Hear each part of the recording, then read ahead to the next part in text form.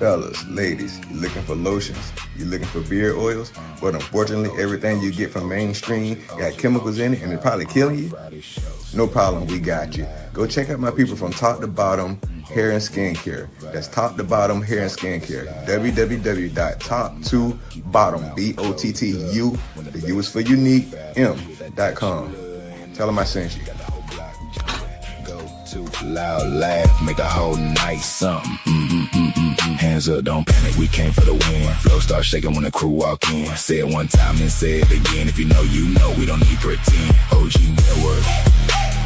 network, round opinions don't matter. Fat that chula. Make the whole place shatter.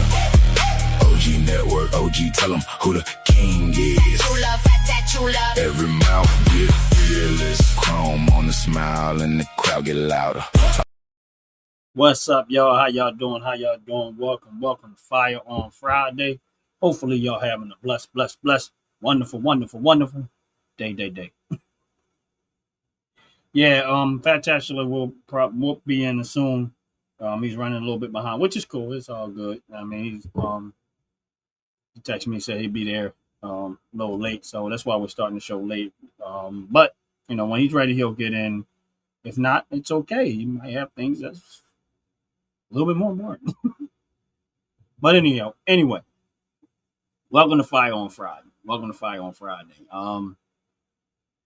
One thing I wanted to get into as the show progresses and we get into stuff, I don't know what he's coming in with, but I'm going to start with this part because this part right here is, I think is essential. And on the show, we talk about training all the time. And we always talk about you should train, you should be prepared. You never know when something's going to happen, how it's going to happen, what's going to transpire in the moment. And that's why we always emphasize, make sure you get some type of training as it relates to firearms. People got bad intentions. Not everybody. But you don't know. And when you're out and about, just trying to live your life, enjoy your life, you just don't know what people's intentions are. You don't know what can happen, what their intentions are, what might happen, what could happen, what people. You just don't know. I'm being serious. You just really don't know. And one thing I always say is this: is that be aware of your surroundings. What's up, Jacob? How you doing? I think that's Jacob. Be aware of your surroundings. Hold on one second, y'all. Be aware of your surroundings. What's up, brother? You still in the building? I got you on the screen, but keep doing what you're doing till you're ready. But be aware of your surroundings. Because it is essential. Because more and more. No, he didn't say that one. My bad. No, you good. It's essential, and I'm explaining to you why it's essential. You don't realize what some people's mind. I mean, some things may look normal, like a normal day. You know, like I talk about it sometime when I'm going into Dunkin' Donuts because I frequent Dunkin' Donuts. But a lot of time when I'm in there, I'm always looking around, like why? Because I'm looking at the drive-through, what everything is going on. Because you need to be aware of what's going on around you. Because in any moment, you just don't know. You really, really just don't know what somebody's intention. It could seem like the most normal moment in life, and then it could turn into something that you did not ask for. But so that's why I say, make sure if you got something, make sure you're training, you're about as ready as you could possibly be. What's up, Fatachula? Hey, yeah. He's gone. Is he here? Is he not? Oh no, he got his mic on. What's happening, my brother? What's happening? What's going on, brother? Man. Hold apologize. No, you good. I want to put this up on the screen because I like the way it looks. I just want to see it in the whole screen. Hold on. All right. Yeah, I like that. That's cool. I thank you. That's cool. I like it. What's going on, brother? Yeah, same old, man. I apologize for being late. You know, that's not my thing. I don't like being late. It just I had some traffic and I had to consume something real quick because I did not want to be doing no moonbuck on our show. So, you know, I had to consume my food very quickly. And of course, the wife's food was like 100% banging. Then now we're leaning to those other things pretty shortly, as they would say. So you got yeah, we got to do some things. Got to do some things. Now, just give me 35 seconds. I just want to make sure everything is up to par. You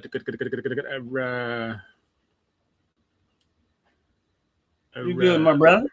All right. How you holding up, my brother?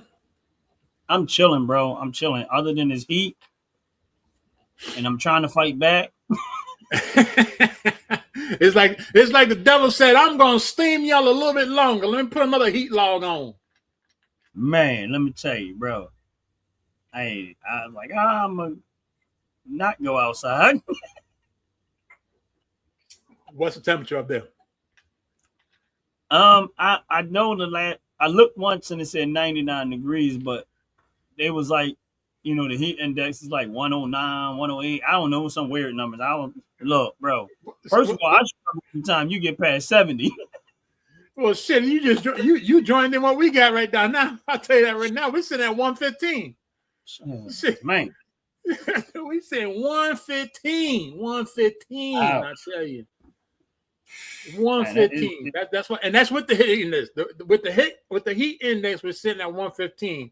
The ground, the actual temperature of the ground, the grass and dirt right now is sitting at 125.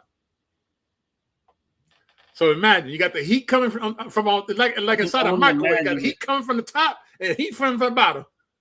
Straight cooking your ass. I went outside like I was in a cul-de-sac. Heck no, went right back in the house. Oh my goodness gracious! It is something. It is something. I tell you, I literally been in the house all day. I did not step. Other than I had to I've been in the house all day. Nowhere. Nope. Wow. Mm-mm. Wow. That's not like you. Too hot. That's why I don't want to go to hell. Well, shit, you're already halfway there because you feel the heat. I tell you like that. Oh man. Oh, well, welcome, Jacob. Welcome. Thanks for starting on through. Make sure you hit that like button. Hit that like button. You know what? Let me explain why you need to hit the like button. You hit the like button, it makes us feel happy, and it makes us come out with some great content. That's what it does, because it makes us search for good content. So this way you guys can understand why we so heavy on guns, training, laws, and government tyranny. Because of course we cannot leave government tyranny out of this, because it's a government that actually turns around and talks a whole bunch of nonsense. We better not leave government out of this. Now, if I heard you correctly, Brother Ron, before I rudely interrupted while I was talking, did I hear you say something about you say farting or talking? You trying to say I get anxiety? You ain't understand my look here. I'm hyped. I'm like a fat man and pig right now. A fat man and a pig right now, sitting in a hot, steamy, straight junk of nothing, because I got a full belly and those great foods. So you're like a baby with this been having a suckle on the nipple and yeah, it's a whole different story right now with me right now. I'm just in a good mood. That's what's up, bro. That's what's up. That's what's up.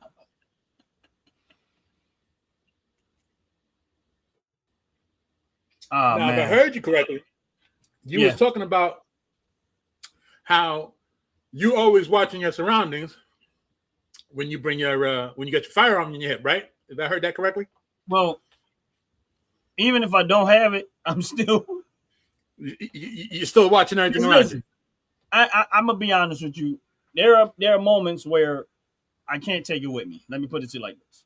Okay. All right, where I can't take it with me. So I'm always. It became such. I just being aware of my surroundings, because hey, look, if I don't have it with me, that means I might have to run faster. Or duck. Hide behind something. Or hide behind something. Or, you know what I mean? So it's not so much about being able to, if I happen in the moment, it's just a thing of being cautious of what's going on around you, man, because you just never, situations arise so fast, and you really sometimes don't even have time to respond. It's like, all right, so, but if you see it in the moment, you got that moment that you see it is your time to react. Right, and a lot of times you got to make so quick, fast decisions just to try to salvage out of the moment, whatever, depending on what's going on. And it's like, all right, I give an example before we get too far into it. When I was out fishing and I was telling you the story how the bird got into the water, Right, we didn't have time to figure it out.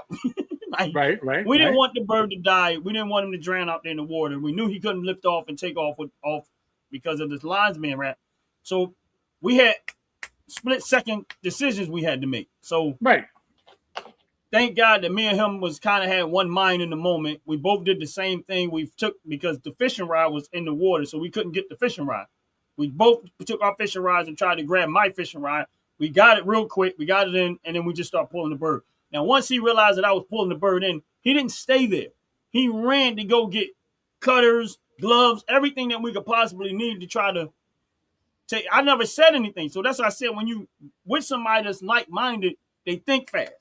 So he was on it. He was just like got gloves, stuff to make sure that we was able to, while I'm still using because I couldn't use a rod to reel it in because it was messed up. So I'm pulling like this with my lines, trying to get him in there as fast as possible. Once I got him over to the water and he saw that I had him near the water, that's when we both jumped over the railing at the same time and pulled him up and lifted him over the water, came back over there, and everything that we needed was right there so we can, clear him up real fast. So that's my whole point is, the more aware you are of your surroundings and what's happening in the moment gives you much more. Those seconds might seem like they fast, but it gives you a lot more time to react to whatever it is happening. Because if you just walking around like this, and he's like, oh, I didn't see it coming. Well, you was walking around like this, tunnel vision. But that's my whole point. If that makes sense. It makes total sense. And I've said this before and I'll say it again. Every time I have a thought in my head about a specific video or some content, you always have a way. This comes back to like-minded individuals. You always have a way to somehow, some way talk about what I want to talk to you about. Now, here's the thing. Go ahead. And listen, Jay have said this before, and I'm being honest, and this is being honest. Me and Jay, we never talk about the show before the show.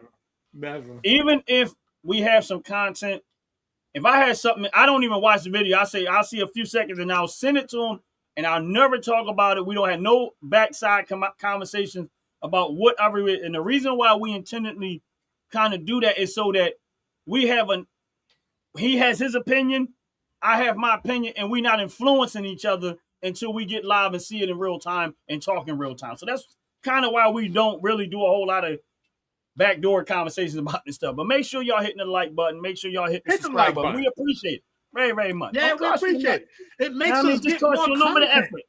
Just a little bit. No effort. Like the same amount of time it takes you to flip up and get out our screen is the same amount of time you can just hit that dumb button and then flip up. It's milliseconds. Milliseconds. So what we got today, bro? Well, Ron, first and foremost, you sent me a video sometime a few days ago, and I watched some of it, but that's not the video I want to first focus on. All right. Okay. I need to focus on this other video because you brought up a very good point about how always watching your surroundings, knowing what's around you, always being prepared. And being that our actual show tonight on Firearm Friday is always talk about guns. So, here goes something that I want your opinion on. Why do I feel like my brain is about to get tortured again? I'll tell you, like, I'm gonna keep it 100 with you. I'm gonna destroy your brain in a little bit. I'm gonna destroy it. I'm literally gonna destroy your brain on the processes of firing and teaching somebody how to use a firearm. But for this specific video, we're not gonna hurt you too much. I like to ease into pain. Okay. All right. I feel you. All right. So this is something. I don't know why I feel like I should have said pause in that one, but. Well, I should have said pause too when I said ease it on in. But see, on this show, we don't really need to be concerned about what we say to each other because we're both secure. We understand what we're talking about. Right. What's up, Isaiah? All that other stuff is unnecessary, so I believe. Isaiah, very appreciate you. Make sure you hit that like button, please. Hit that like button. If you like our content, share it, subscribe. subscribe to the OG Network, because at the end of the day, let me tell you something. Over here in this show, you get a real good understanding of what we talk about. We may not know the laws that sit in your state, but I'll tell you what, we understand what the laws are symmetry, which in other words, which is very similar in every state. We know what the laws are all about and how it is affecting our show. Our show is really talking about content on gun usage, training, instructing, what's good, what's not, if it's useful, not useful, all that other good stuff. So that's what we do on Firearm Friday here on the OG Network. And every time right now, I believe, I'm not sure what's going to happen because I'm concerned. I'm very concerned. I see my glass shaking right now. But no, so we also incorporated some reaction videos in it too, because before we go a little bit further, listen, I know that Jay is getting ready to start doing some reaction videos on his channel, so we definitely want y'all to follow and subscribe, because that is going to also filter into the OG Network channel too. So make sure y'all like and y'all subscribe. We appreciate y'all very, very, very much. But go ahead, Jay. Sorry, man. All right, so you never apologize. Look, brother Ron, never apologize to me, because listen, we two bees in the same hive right now, you and I. All right, we don't fight for who's in control, nothing like that. We understand what it's all about. There you go, brother. There you go. There you go. I understood exactly what you said. Because if I turn around and talk like Boom House, it'd be a whole different kind of story. I start talking like Boom House, he's trying to figure out the government what I'm trying to say, and then only people in the South understand what I'm really trying to say, because I know what I'm saying, and other people don't understand what I'm saying, then they get my man. So basically, you understood what I was saying. So if you didn't understand what I'm saying, I know they're like, what in the world are these two talking about? Don't worry. We're talking about guns. And we're talking about protection. And we're talking about learning how to use your weapon, whether it's a side holster or a rifle, aka whatever you want to call your rifle. But this is what it's all about, knowing what to do. So we always talk about people who are training or trained to using firearms. So let's run this video and let's have some fun.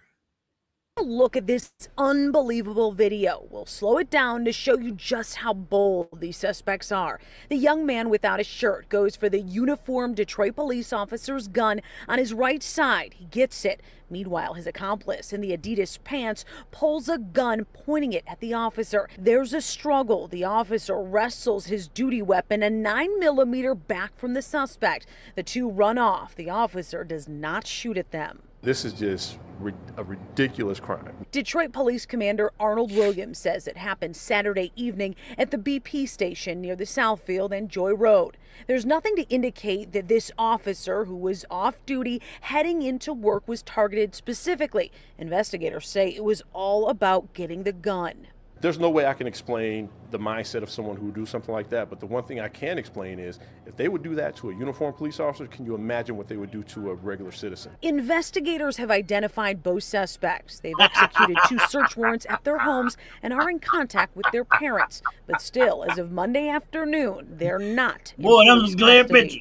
If it's any family members that are sheltering them or have any information, encourage them to come in. And we want them to turn themselves in, because we're coming for them. We're going to find them. Detroit Police rewards team. All right. So with that being said, Ron, do me a favor. Hit that commercial, brother Ron, before we get into it. All right, hold on 1 second there. 1 second. Why am I having what? Why can't I have a problem with? Uh-oh. I'm sorry, I didn't have it set up there. All right, don't worry about it. All right, we're running. Let me see if I can. Let me see if I can run it. Fellas.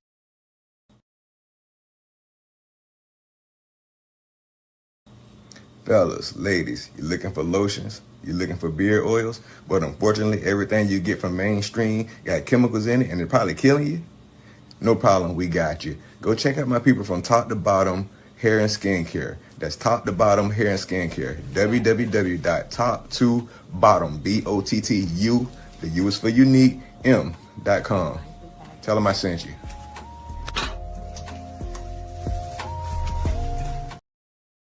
All right. All right, and we're back. Make sure y'all take advantage of that OG Network 26 promo code for all of that top to bottom products that you may be interested in. Go spend $35.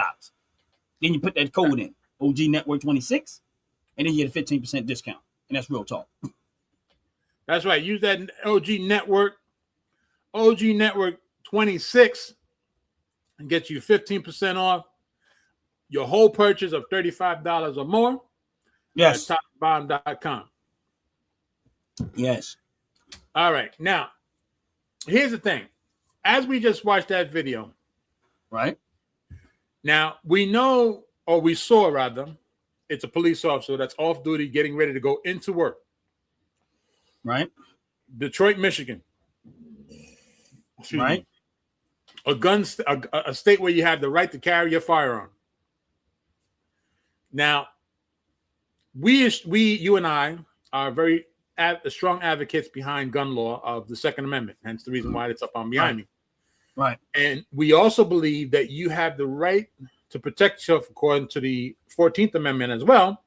You have the right to protect yourself and your property as long as you have the right to carry your firearm openly, concealed, and openly. Right. So we now look at a police officer that may be on his way to work or coming out of work, having his actual pistol, someone trying to steal his pistol in broad daylight. Right. And like the chief of police said, if they're willing to do that with police officers, imagine what somebody just barely on the road or just a regular citizen is going to have to go through. Now, as we saw, we know that this police officer, the first thing he did was he was trained how to protect his weapon in his holster. Right. Trained to do that. Where I found it very, very disturbing is that he was able to get flipped by the young man. Right. The young man looked half his weight, and the young man was able to flip him. So there's a point of him losing control of his weapon. Right. Which tells me he was not fully trained on how to contain his weapon in his holster. Or I didn't like the fact that he didn't shoot him when he ran out the store. I didn't like it. I didn't like it. He should have ran out the store and plugged them full of holes. This way he doesn't do it to anybody else. I knew you was going to say that. How is it possible? You embarrassed me on camera. You flipped me over on camera. You tried to take my duty weapon, and you got nothing but a pair of pants on, and you weigh nothing but $110. You flipped me over. Your friend turns around and points his gun at me, and I don't plug you full of holes? Shit. Yeah, and I guarantee you people are going to be like, oh, if let's say he would have actually done that, which is, and then they say, oh, he shouldn't have never did that. First of all, here's the thing.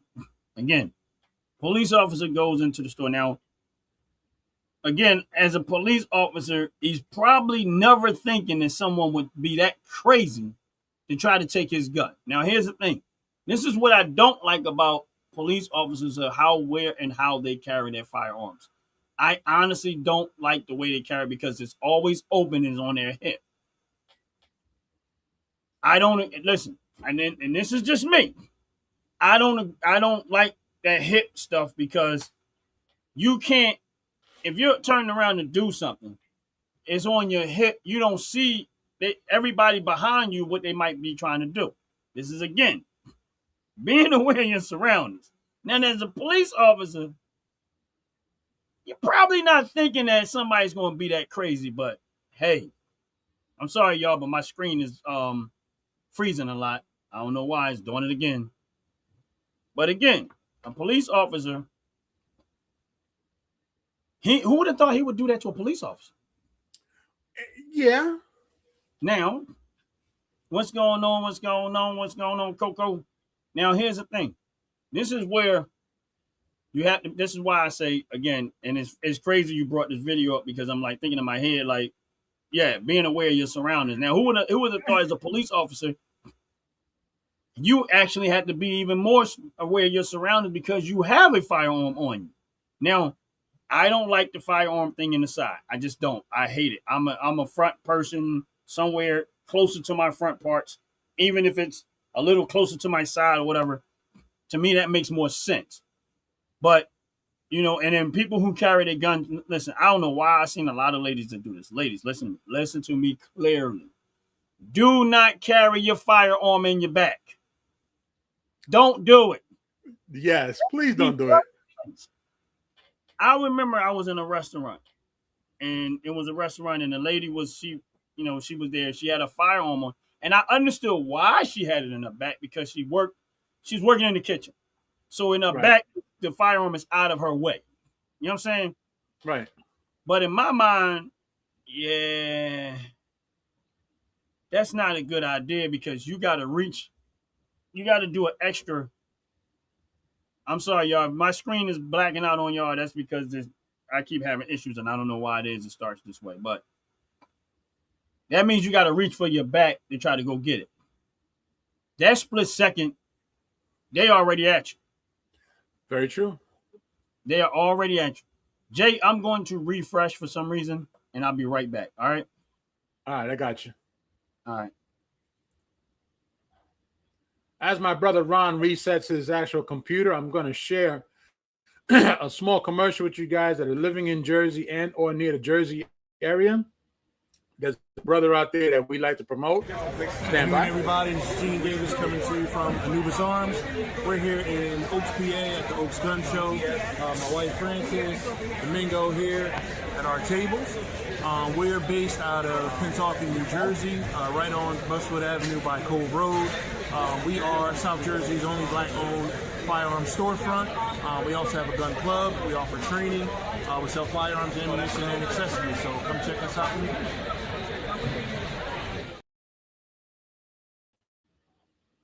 All right, as we wait for Brother Ron to come back in, Brother Ron, welcome back. Yeah, I'm back. We just spoke of a commercial there with Anubis Arms, which is a brother out in Pennsauken, New Jersey. And as a former resident that used to live in New Jersey, I don't understand why would anybody want to build a business that deals with gun selling in the state that they don't allow you to carry your firearm. I just don't understand it. But hey, that's on him. You know, that's on him and his family. They wanted to do it. And I've come across some controversial talks about guns and gun law of state of New Jersey, which we'll talk about in probably another segment of ours. Yes, because there's a lot of detail in there that I want to be precise with it. And we're going to come back right now and talk about this video about this police officer in Detroit, Michigan that almost had his firearm taken from him. And one of the comments of the news reporter that really, really irked my nerve was the two people that tried to take this police officer's firearm are juveniles. Juveniles, because the news reporter turned around and said that the police department has reached out to both their parents. Oh, wow. So my concern there is, okay, so if let's just say they're 19, or matter of fact, let's say they're 20, 21. 2021 makes you a full adult. You shouldn't be dealing with. You're not a juvenile. You're not a juvenile. The fact that they said juvenile says that they're under the age of 19, because of course, teen means juvenile, but depends on the state. Now, I'm not going to get into semantics. I'm not going to get into what was right, what was wrong. The only thing that was wrong with this police officer was that when he got his fat ass up off the damn floor from being embarrassed with his gun, he should have shot that kid right in the back and said, you know what? You should not have gone for my gun. Period. Right. Period. Because now that young man and his friend, because let's not forget, in the video it shows that his friend pulled out his gun and was aiming it and was pointing at the cop. So what was running through that kid's mind at that moment? Should I pull the trigger? Should I pull it? Should I not pull the trigger? What's going to happen if I pull the trigger? Right. He thought about it. But does that give him the right to do it with somebody else? Or better yet, even if his gun was legitimately his, which it wasn't, because we saw, even though, Ron, I understand you like to hold it under your belly, but some of us fat guys like myself, we can't have anything under our belly. That's going to hurt. And maybe we might just plug ourselves in our own nutsack. Okay, I'm just saying. So we got to have a different place to actually carry a firearm because we're fat. Each one of them bags that you wrap around you have on your front. It's up here and sit on your stomach. I thought about that. But then, of course, you rip down real fast. Somebody might say I'm walking around with a purse, and I'm out to turn around and tell them, yeah, I'm walking around with a purse. So what? They're killing over orange juice, but not stealing a weapon. Hey, listen, that's a true point. It's a true point.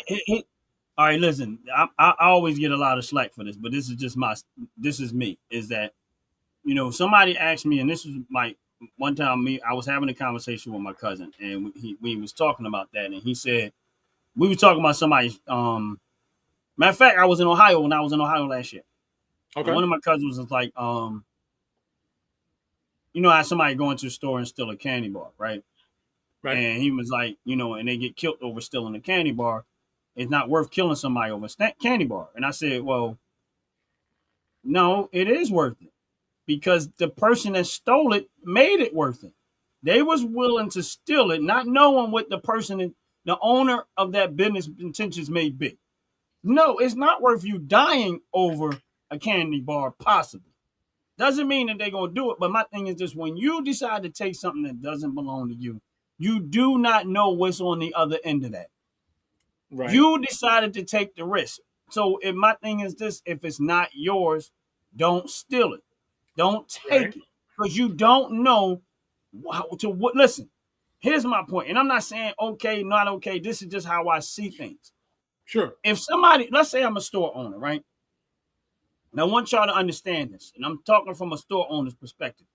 Right. Let's say I'm a store owner and I keep having to deal with people coming in there robbing and stealing my business, and to the point where now I'm not making money. My business is failing. Not because I don't have good product. It's because y'all stealing all the profits that I could have possibly made to take care of my family at home. Right. Every time you take something and steal something from somebody that's running a business, it is not okay to steal. You don't know what pressure that person is dealing with on the other end of that. And that one little last moment may be the end of it and say, you know what? I'm not taking it no more. You get what I'm saying? So my thing is this, it's not worth it. Don't make it worth your life when you go steal it because you don't know what's going to happen in the process of that. No, it's not worth dying over a candy bar. No, it's not worth dying over a soda. No, it's not worth. But again, if you go take something that doesn't belong to you, this is why I never feel sorry for people that steal. Because at the end of the day, everybody pays for theft. You don't think you do, but you do. And I'm explaining to you why everybody pays for theft. If I have a business in your community and people keep stealing from me, in order for me to make money, I have to raise the prices of the product or in the community in order for me to offset the amount of money that the thieves keep stealing from me. Now, there's another cost that comes along with that. Then there's another cost. The other cost is this. I gotta put up cameras that cost me money. I might even have to hire a security person just to watch the people to try to keep them from stealing the product. That's why when you go into certain communities and stuff and they start complaining about the prices, this is why it's so high. Because then here's the other part. Y'all motivate them to keep doing it when you buy the product from them. Yeah. When you go buy the product that they keep stealing, now you motivating them to keep doing it. Why? Because now they have an income resource by you buying it every time they steal it. Right. And that's what a lot of people don't understand. Oh, the price is too high. Why your prices are higher than somebody else? Because the people that live in this community that you socialize with, that you buying stuff from because you don't want to pay the real money for it or the true value of it, you prefer to pay less money because someone stole it, is the reason why my prices are going to be high because they keep stealing from me. Right. But if you own a business, and that's what they don't understand understand. That. If you've been in business, you understand that. But if you never had to work and put time and effort into owning and building something, you think it's a free fall for all, and you go take something for somebody, and that's where the thing. I keep telling people this. When someone put their life into something, you can't get that time back. No, you can't. So when someone says, if I work and I let's say I go buy me a vehicle, right? Right. And I put $40,000-$50,000 in purchasing this vehicle. I might have, if I saved the money, it took me a long time to save the money. If I finance it, I'm still paying for a vehicle that I'm driving. You come and steal it. I can't get back none of that time and effort that I put into trying to purchase that vehicle. All that time is gone. Right. So not only are you stealing what I work hard to get, you stealing something that I put my time and effort traded for this. Yes, and at that point, if somebody handle you, that's why I said if they get handled, I don't feel sorry for them. Why? Because you made it work. If you got all that time and effort to go steal somebody, go start your own business. Go build something, make something, do something on an honest level. So once somebody's willing to pay you for it. You're right. And it's funny that you mentioned that. I'm going to talk about this really quick for about a minute and a half. I promise you. It's kind of funny because I used to ask the same thing when I used to see these individuals in the state of New Jersey. There's a specific town in the state of Jersey that was heavily, and I mean heavily, on this crime factor of stealing people's cars. And I couldn't for the life of me understand. You prefer to steal someone's car out their garage, out their driveway, from in front of their house, but you won't go to the dealership where the cars was a plethora of cars that you can steal because you're not using the key. You can go to a freaking rental agency that has all the cars on the outside, steal their cars. Why do you need to steal somebody's car from their driveway, from their house, from their job? Why are you doing that when you have a plethora of car dealerships to steal from? And it's only because, and this is what one guy told me, Jay, you just don't understand the thrill behind it. I said, you see, now, if you come across a person like myself that would just straight shoot your ass because you're stealing from me, where's the joy going to be from there? Because I'm going to make sure you ain't stealing from anybody else. I'll deal with the ramifications later on because the first thing I'm turning around and says, well, how many people do I now have to worry about that are now concerned that they have to not worry about you stealing their car? Exactly. That's how you deal with, listen, if somebody's going to go out there and steal and take from somebody else, if they end up getting unalive, guess what? You can 100% guarantee they won't do it again. They won't, because if you get rid of them from it's like roaches. I'm gonna put it like that. Roaches. Many people don't like roaches in their house, right? So if they don't like roaches in their house, why do they allow people to steal from them? I don't listen. Here's the thing: it's fun and games until they take it from you. Exactly. It's fun and always games. Fun and games. It's always fun. It's always, and I apologize for cutting you off. No, you good. This is something really you just hit, and I didn't want to forget. It's always fun and games, to piggyback on what you said. It's always fun and games until it happens to you as the individual. Right. And that's I remember where it's even more funnier. And I remember, and we're not off subject. We're still on subject, y'all. This is still about firearms and stuff like this. But this is why we say, criminals are not. Why is it that people feel sorry for the criminal when they go do something, as opposed to feeling sorry for the person that's being victimized when you come to steal it? Now, here's the thing, and I remember. Now, anybody know me from growing up and stuff like that? And when we was doing Philly Talk one time, my buddy brought up the fact, he said, when Ryan gets a vehicle, he always gonna put a system in there, and he's always gonna put some nice rims on the car. That was my MO. And I remember, my vehicle got broken into. They stole my system out of it. And listen, at the time, I wasn't even driving it. I let my dad hold it, right? I let my dad hold it. And I said, Dad, he was going to an event and he wanted to drive my vehicle. And I said, no, Dad, it's cool, whatever. And I said, just make sure you set my alarm because I know where he was going and I know how people are. Somebody broke in my vehicle. And guess what? My vehicle came home in the tow truck. Now I'm in the bed. My mom came home before my dad did because he was there waiting for the tow truck to come home. Now imagine you as a father has to come home and explain to his son that all of the work that he did to put this vehicle together to where it was, somebody violated. Now, my father had no intentions of this happening. He went out and enjoyed himself. You know what I'm saying? I come home. Now, don't get me wrong. People know me then as in a different mentality. Right. A lot different than what I am today. So, of course, everybody comes to the house. I mean, there's more to the story, but it's 3 o'clock in the morning time. My truck's coming home in the vehicle on the tow truck. So bad. I'll get into the whole details of the story at another time. I don't want to get too far. But basically, like I had to let my dad know it's okay. It's okay. Now, I mean, I'm not okay with it, but it's okay. It's not your fault, Dad. You know what I'm saying? Because right.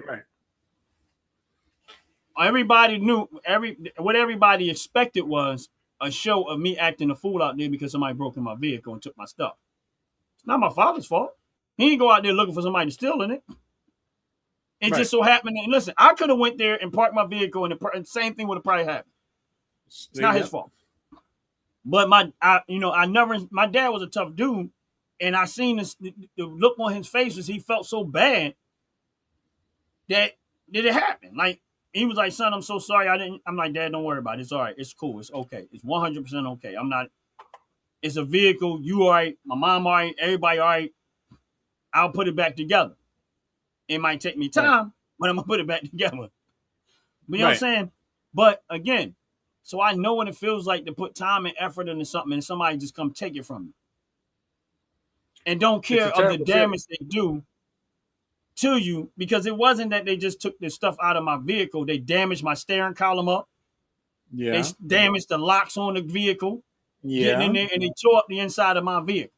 Yeah. All because they wanted something out of my vehicle instead of them going out there working hard and doing it. Listen, I didn't go around taking nothing to nobody. I paid for everything I put it in. I put it in myself, and it cost me money. So that's why I'm sorry. I just don't have sympathy for people like that. I just don't. Right. And until you have somebody take something from you, you're really not going to understand what that's like. I worked. I saved. I worked overtime.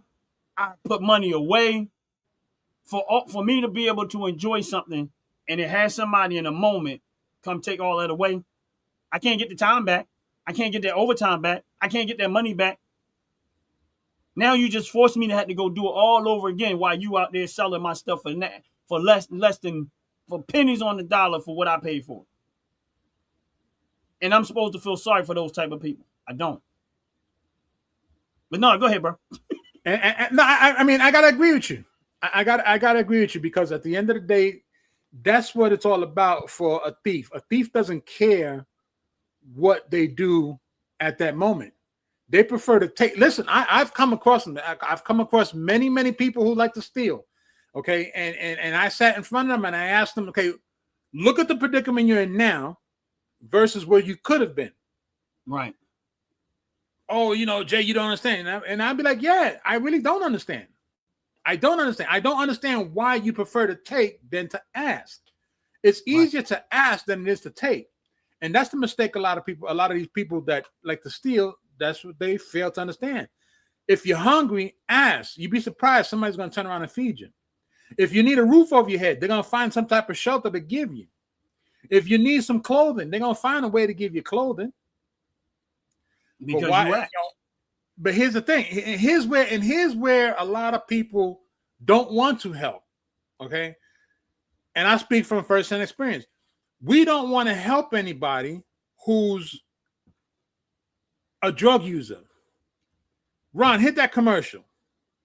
And as I come right back to it. Fellas, ladies, you're looking for lotions, you're looking for beard oils, but unfortunately everything you get from mainstream got chemicals in it and it's probably killing you? No problem, we got you. Go check out my people from Top to Bottom Hair and Skincare. That's Top to Bottom Hair and Skincare. www.top2bottom, BOTTU, the U is for unique, M.com. Tell them I sent you.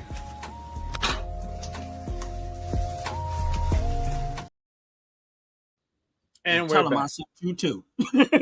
Don't forget to use that OG Network promo code. Promo code is OG Network. That's OG Network 26 for 15% off a purchase of $35 at toptobottom.com. Big old shout out to toptobottom.com. They have some plethora and fantastic products to purchase from. Yes, definitely. Now, appreciate you, Coco. One of the things I had to jump into before we left, because I was getting really thirsty. That's why I had to drink. On screen. People don't understand. People don't want to help those that ask for help when they realize they're users.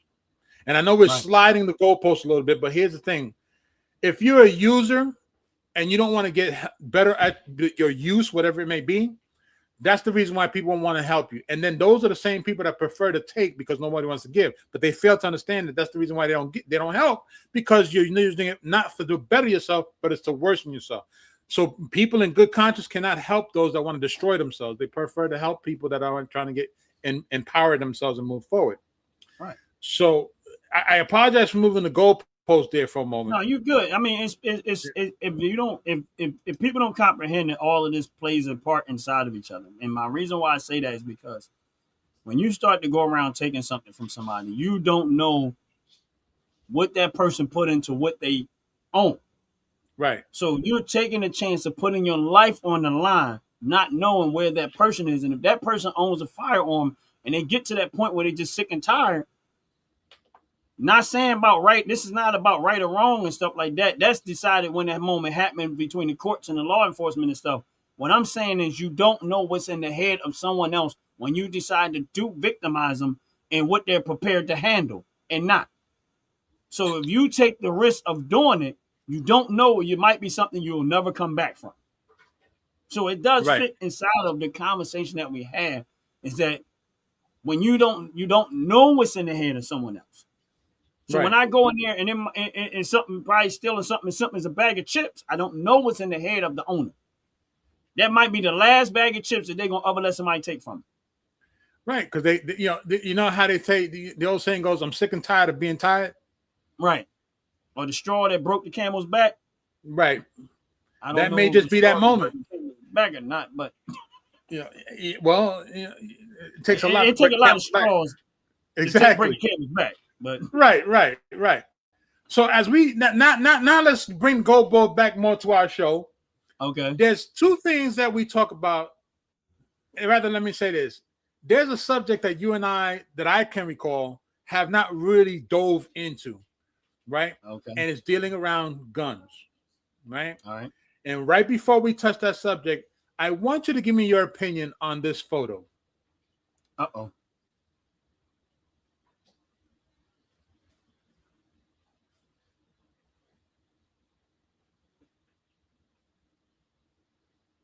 All right, I'm confused. What am I looking at? Okay, it's a gun holster for a Glock. Why does it look like it can't come out the holster? And that's the point. Now, happy Friday, Ryan. Appreciate you sliding through. Please hit that like button. Everybody, because I'm looking at this, and I'm like, why does it look like you hit can't that get thumbs up, please? It looked like you'll not be able to get the gun out of the holster. That is correct, and that's what it's designed to do. Okay. It's designed specifically, and this is when I say that certain people who really believe in carrying their firearms should invest in the proper holster for their weapon. Okay. This holster is called a Balast, B-A-L-A-S-T. It is designed that no matter how much you tug at the grip, it won't come out until you put your thumb and click the locking mechanism to unlock it so it can slide out. Okay. So no matter how hard you pull on it, you ain't bringing it out until your thumbprint goes on that actual locking mechanism. So all this is to prevent. You mean to tell me that your thumbprint is the only thing that will release it? Not your thumbprint. Your actual thumb has to go on. Yeah, I'm not. No, not your thumbprint. No. Okay. But the reason why I said thumbprint is because everybody understands what I mean by thumbprint. You use the flat part of your thumb. Okay, yeah, right? All right. But if you say your thumb, you can use the side, the left or the right side, the tip of your thumb. So basically, you just got to put thumb pressure enough to click it on. Correct. Okay. So that would allow the lever to unhook, and then you can pull out your pistol. So the reason why I spoke about that, and it's called the Balast, is B-A-L-A-S-T. Right. It's designed that no matter how much you pull on it, you can't get that pistol out of the holster. So that's a point of protection for your weapon as well. And as you mentioned before we ran to commercial, you said that many women have the bad habit of putting their guns or their weapons in their backs where they can't see it. And I agree with you. It should not be back there. Right. Those that actually have it on the hip, listen, if you have it on the hip, that's fine. Ron, you might have to read them comments because I can't put my glasses on right now. Yeah, 45. He said Ryan said 45 or 9mm or 9mm 45 or whatever. Big mistake. He made a mistake, but I think he said 9mm or 45. Well, we know that the 45 comes on the same kind of platform. And the reason why I say same kind of is because we know there's a 45 that comes in the Glock style. Okay. So we already know that. So it fits both. If we're going to talk about that actual holster. But that company makes holsters for every kind of pistol you have. The purpose of that photo and naming of that company is to get an idea of what company you should look out for to get you the proper holster so that your pistol will never come out of your holster until you actually unlock it. That's the purpose of the picture. Because, of course, we talk about protecting yourselves. Now, Ron, I love you as a brother from another mother. I would always be in your corner with regardless of what it is that we do. 45 what? 45 what? 45 stronger than a 9mm caliber. 45. I agree. Yes, it is. I agree to some degree. And I'm glad that comment came up for this specific reason. Because Ron and I, we are gun law advocates and gun enthusiasts. We love guns, right? But there's one thing that I don't recall, Ron, that we ever spoke about. And that is the actual bullet. Okay. When you say the bullet, you mean like the grain of the bullet and the size, what caliber? Okay, go. So with that being said, I want to present this to you, and you give me your point of view on it. Is that y'all will come to my class and be so confident, and I'll ask you about your gun, and you say I carry all the time, and I wish them would. And I tell you, okay, pull your mag out and let me see your ammo, and then you show me this. You show me this. And that's when I know that you don't really know. And so I got to help you. If you don't know the difference between ammo, let's find out. So there's two different types of ammo. We have target ammo that we use inside of the range, which is inside this magazine right now. That's the one that y'all be carrying that's wrong. And then we have self-defense ammo that we're actually supposed to carry inside of our gun. So let's learn the difference real fast. Ammo like this is called FMJ ammo, which stands for full metal jacket ammo. It's the kind of ammo that we use for target practice when we're at the range. Now, the problem with this type of ammo is that it can easily go through things. So it can go through the paper, like your target paper. It can go through a wall. And worst case scenario, it can go through other people. So if you shoot one person, it can go through their body and hit the person behind them. That's why we don't want to carry this for self-defense ammo. It's too much of a liability. Now, this is called hollow point ammunition. So the center of this is hollowed out. And that means that when it hits its target, it will spread out or mushroom inside of them. So it doesn't go through them. It stays inside of the person that you hit. And that way it's not a liability to everybody else. The fact that this does not go through walls and does not go through people, well, let me not say it's not impossible, but it's very less likely, makes this the perfect choice for self-defense ammo. So if you're going to be carrying your firearm with you, you do not want to carry full metal jackets inside of your magazine. This is not self-defense ammo. Hollow points are self-defense ammo. Also, please remember to follow your state laws on if you can even have hollow point ammo. Some states only allow you to have full metal jacket and they don't allow hollow points, which is absolutely ridiculous to me. But make sure you know your state laws so that you can keep your ass out of jail. I hope this helps. Bye, y'all. So now, you and I, have not really spoken about that. Okay. So I want your point on it before I give you my point. You know how I like to do. I like to hear my brother Ron's opinion, even though his opinion doesn't matter. Okay. You're right, and this price is probably not going to matter much. All right. Her observation of the bullets was, for the most part, spot on. Now, when she said bullets go through stuff. Now, the only thing that she said that I have to disagree with is the full metal jackets they consider them range rounds. Right. All bullets are used for self-defense. That's where I disagree with her. All bullets, in my opinion, and y'all know Ron's opinion don't matter, are used for self-defense. They are designed to do specific things differently. You know what I'm saying? So if a bullet is designed to go through you, if a bullet goes through you and it does what it was designed to do, that's what it was designed to do. And a hollow point hits you, it's designed to mushroom out. That's what it's designed to do. Now, there's other bullets that are a little different than hollow points where actually, when they go inside you, they break apart. Right. That's what they're designed to do. So Right. there is different bullets for different reasons. And I get, so for me, for the most part, she's spot on. I agree. Now, the only thing I would slightly argue with her is that what they consider range rounds, the reason why they call it range round because they are the cheaper of the three. Correct. That's why people consider them range rounds because they're cheaper than all the other three. Hollow points are illegal. Depends on your state. Exactly. Depends on your state. Yes, Depends on the state.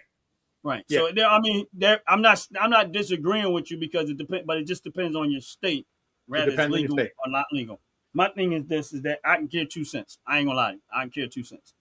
I don't think government should be able to tell you what you can use to defend yourself. That's just my opinion.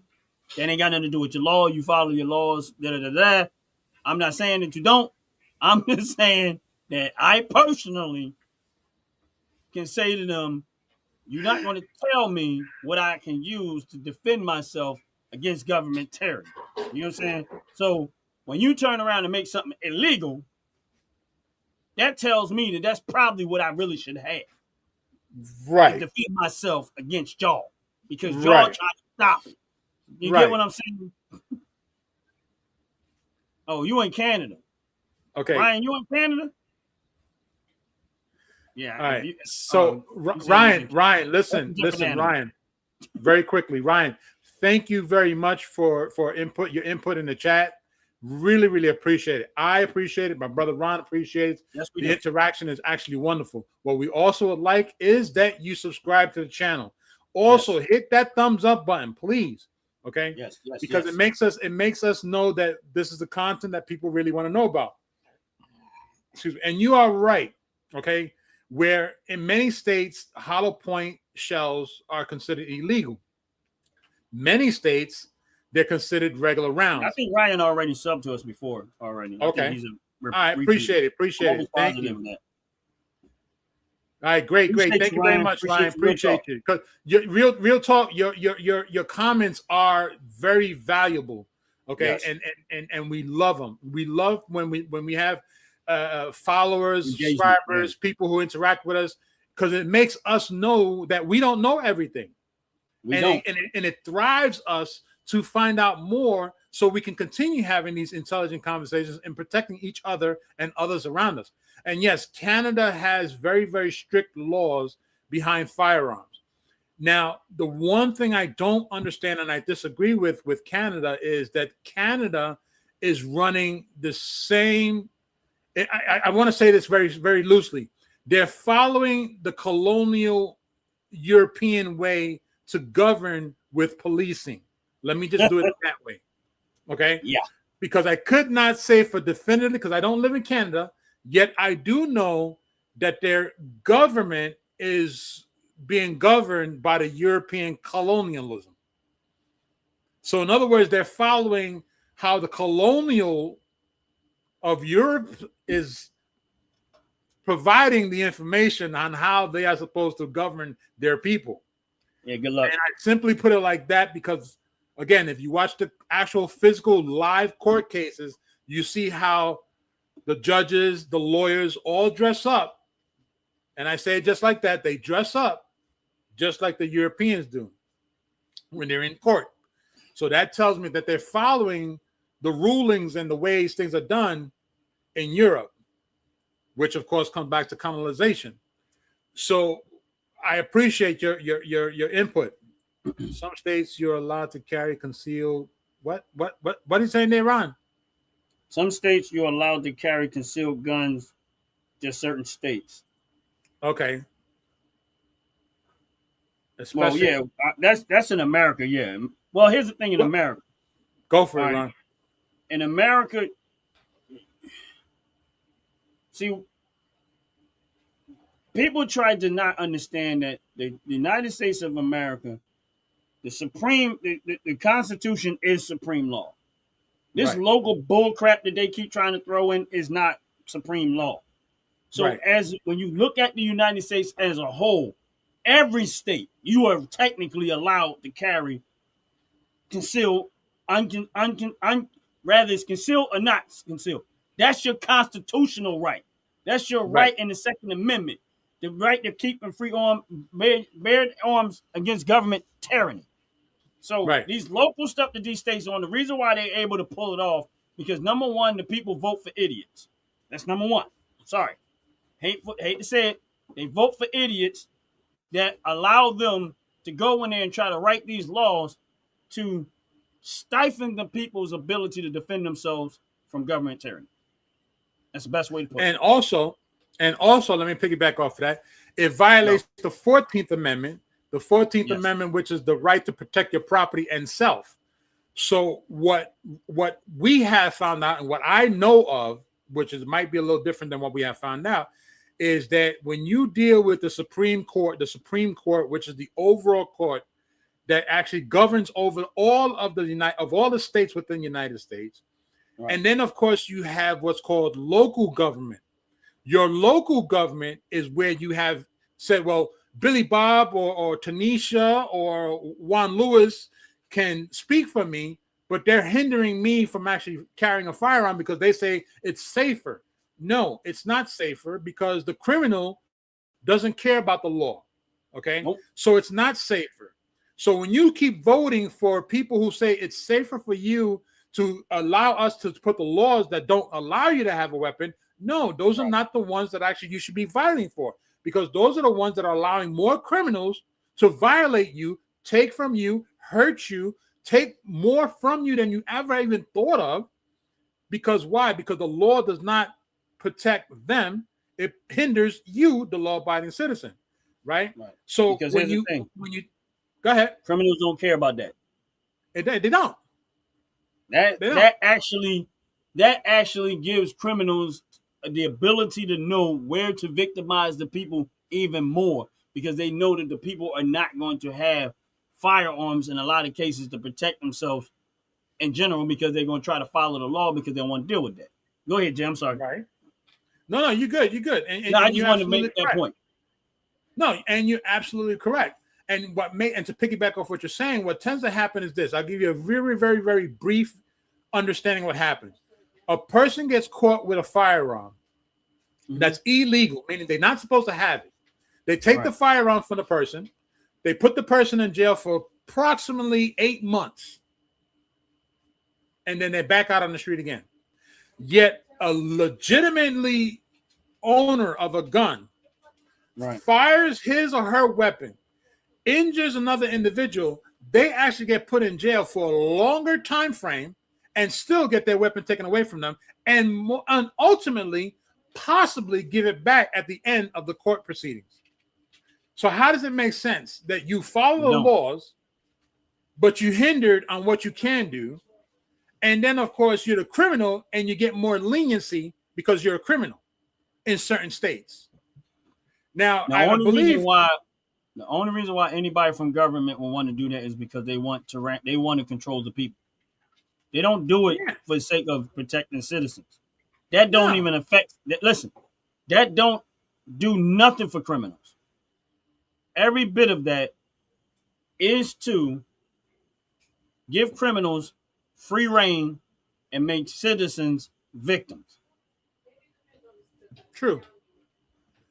Now, Ron, do me a favor, because I barely could see. I see something about sentence with his last comment.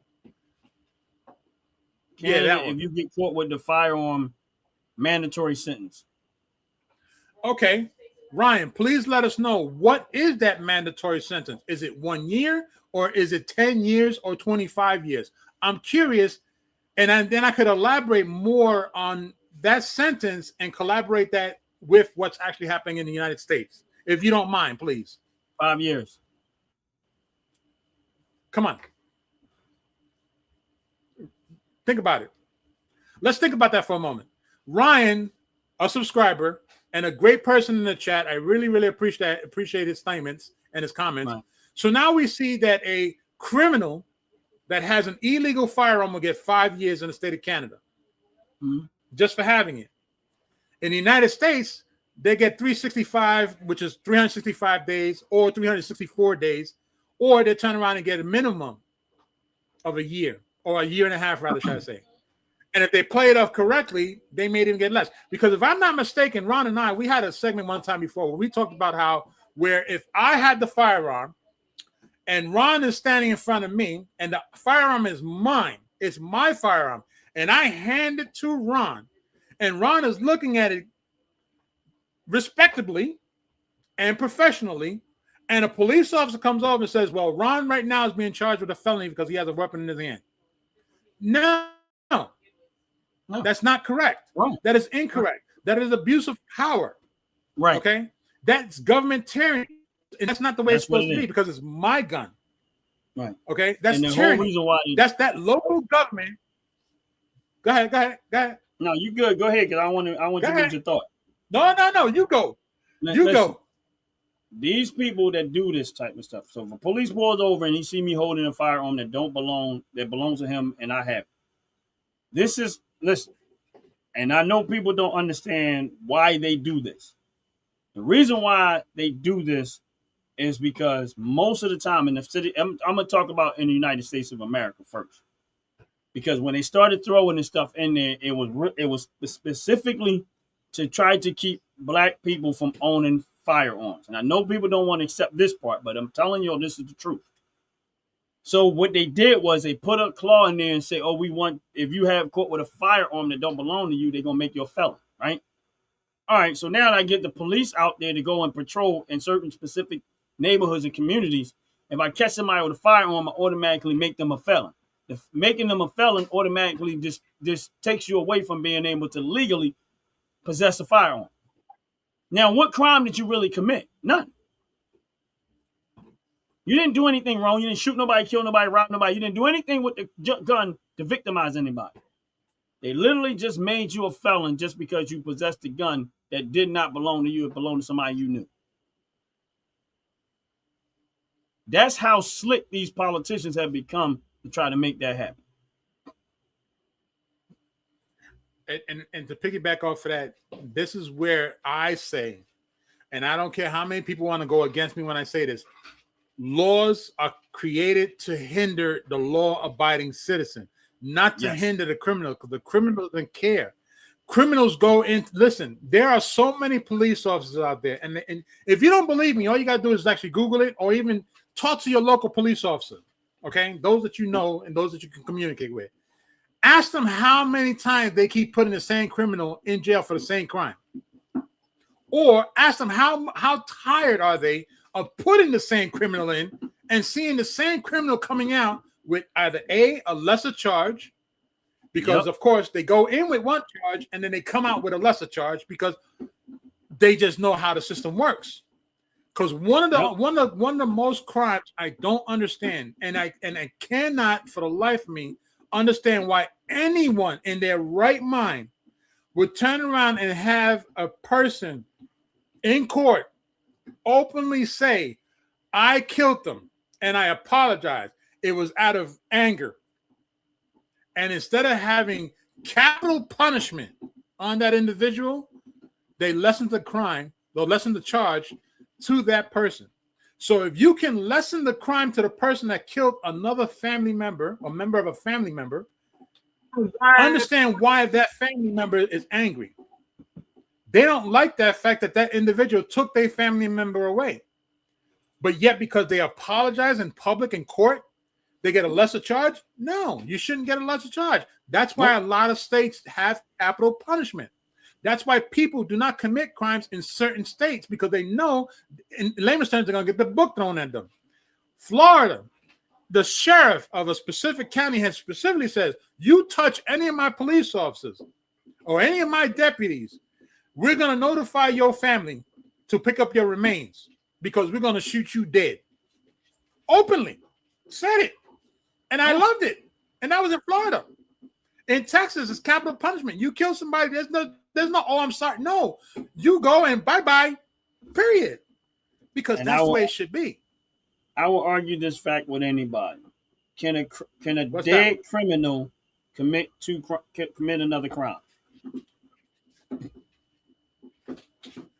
So the question is, can a dead criminal commit another crime? Not in my world. Do you have to store a dead criminal in the prison and pay taxes to keep them alive? Not my taxes. You see my point? So if you keep letting people, that's why I tell people these politicians, they use these criminals for political reasons, and this is why they do it. This is why they recycle them through the system over and over to make the crime rate look like it is high as possible, so they can keep getting government funding, state and government funding. So you take the city of Philadelphia, they want the crime, they want the murdering and killing. That's why they keep letting the same people out. Why? So then when they go to get funding, they say, "Oh, we got a crime problem. We got this problem." Why? So when they get all that funding, they can find slick ways to launder that money, and it never goes for what it's supposed intended for. It's for them to keep greasing their pockets and using the criminals as a means of stealing taxpayers' money from the government and the state, because they keep acting like something is something. If you go look at the criminal justice system, you're gonna find out it's probably, like, let's say Philadelphia, it's probably about, out of 1.7 million people in the residents, it's probably only about 3,000 of them that's rotated in and out of the justice system, and they're doing all the crime. I got to ask Ron, do me a favor, run, because I'm not reading this. I just see eye for eye. What's that comment about Texas? All right, hold up. Texas got a death penalty. Should be banned eye for eye. I agree with the death penalty. Well, I agree with it too. If that's what the comment is, then I agree with it 100%. Eye for an eye. You shoot somebody, you kill them, you deserve to be dead. Period. Right. If I can prove without a doubt, right, indubitably, that you killed somebody, you deserve to die. Right. Period. And when we say, because the same pain that you caused. Yeah, I'm gonna say like this. I agree with the death penalty. But I think that there has to be, like you said, it has to be unquestionable proof that you murdered somebody. Like, I'm not talking about somebody who killed somebody in self-defense and there's some questions behind it, even though they may have been found guilty. I don't think there's a death penalty situation with that. But somebody that's going around killing and murdering people heinously, and they know it's this person that done it, and they prove it 100%, and there is no question about this person, then I agree they should be put to death. They should be put to death. That way, no, we should not be storing them and paying taxes to feed them and clothe them and all that other stuff. No, death. That's just me. Now, I want to move the goalposts. Goalposts when you finish. Go ahead. Go ahead. No, I'm done. You sure? Yeah. All right. So I agree with you. It should be without a doubt, it should be unequivocal that you are guilty of taking someone's life, and your life should be taken. Oh, you got the baby. I see it. The baby finally wanted to be on camera. Okay, I see it. And say hello to everybody. Finally decided to be on camera. Oh, I'm a cat lover when it belongs to somebody else. She's always up under me, and she, once she realized she could get in here, she was like, I can go see him. Now you go ahead, bro. Keep rocking out. So here's the question, Ron. I got a question for you because this is something that actually came into the news, into one of my news fields, and I got to ask this question to you. So if a 12-year-old boy stabs and kills an employee at a fast food restaurant, should that 12-year-old boy have his life taken away? That is a good, tough one. That's a tough one. All right. Why did he do it? I'm going to leave that out for right now. Okay. I'm gonna have to say no. And I know that's probably rare for me. Why? I'm curious on why. Only reason why I say that is because at 12 years old, I really don't think you understand fully what you did. Okay. So so it would be more me, like, I don't know, because I'm like, if I had to think about myself at 12 years old, I really didn't understand what life was and what death is to some extent. I know that people die, but I don't. If I'm just looking at my own mindset at that age, like I'm just gonna say, at 12 years old, yeah, I'm gonna have to say, nah, I don't think I would do the death penalty with a 12-year-old. Like that would be an extreme hard one. Now, if there was a 12-year running around just like killing people, then I might have it. Like if they doing just out randomly just killing somebody, like a serial killer type person, then I probably would have a different I might have a different feel for it. But if they just if it was an incident where there's a 12 years old and they just happen to murder somebody and I don't know the whole story and they really don't understand what life is, but if they running around killing somebody, I'm sorry, then I will probably have to still charge them in the same manner. So I think if they had serial killer mentality, yeah, I'm sorry, I would. All right, because I don't even want that to become an adult. Then our subscribers are going to be mad at me. Uh-oh. I'm going to say it. He deserves it. Just so y'all know, y'all might see some blinking going on because our electrical companies around here are doing what they call, like, I guess, rolling blackouts or whatever. Rolling blackout. Yeah. Yeah. So you might see some flashing. They're trying to conserve energy. Yeah. So, no, you go ahead. You can go ahead. I'm just giving y'all one. Yeah. So everybody's going to be mad at me because I say that little boy should have his life taken away. And I'm going to explain why. First, we have to understand something. The 12-year-old boy went and stabbed an employee at a fast food restaurant. So already the intent to go with a weapon into an establishment and take something from another person, because we did say before, and you said it, a bag of potato chips. You did say it. Right. And if the store owner gets mad enough to unalive that person for taking a bag of potato chips, why can't it be the other way around?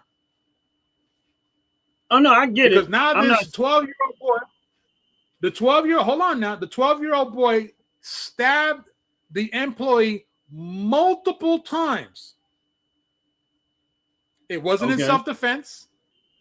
Yeah, no. It was not because their life was in danger. Right. So, this is, I understand that when you hear the first part of the story, it's like, well, no, it shouldn't happen. But when you start hearing a little bit more details, like, well, wait a minute. Yeah. Then you got to think about it. Well, that's why. What was the cause? Yeah, that's why I said if they like, like serial killer, like it depends on how severe the situation. Now, in that case, I don't know that story, but if he went in there, tell him, Rose, say, I'm telling you, kill him. Take him out of here. All right, Rose, go. Go.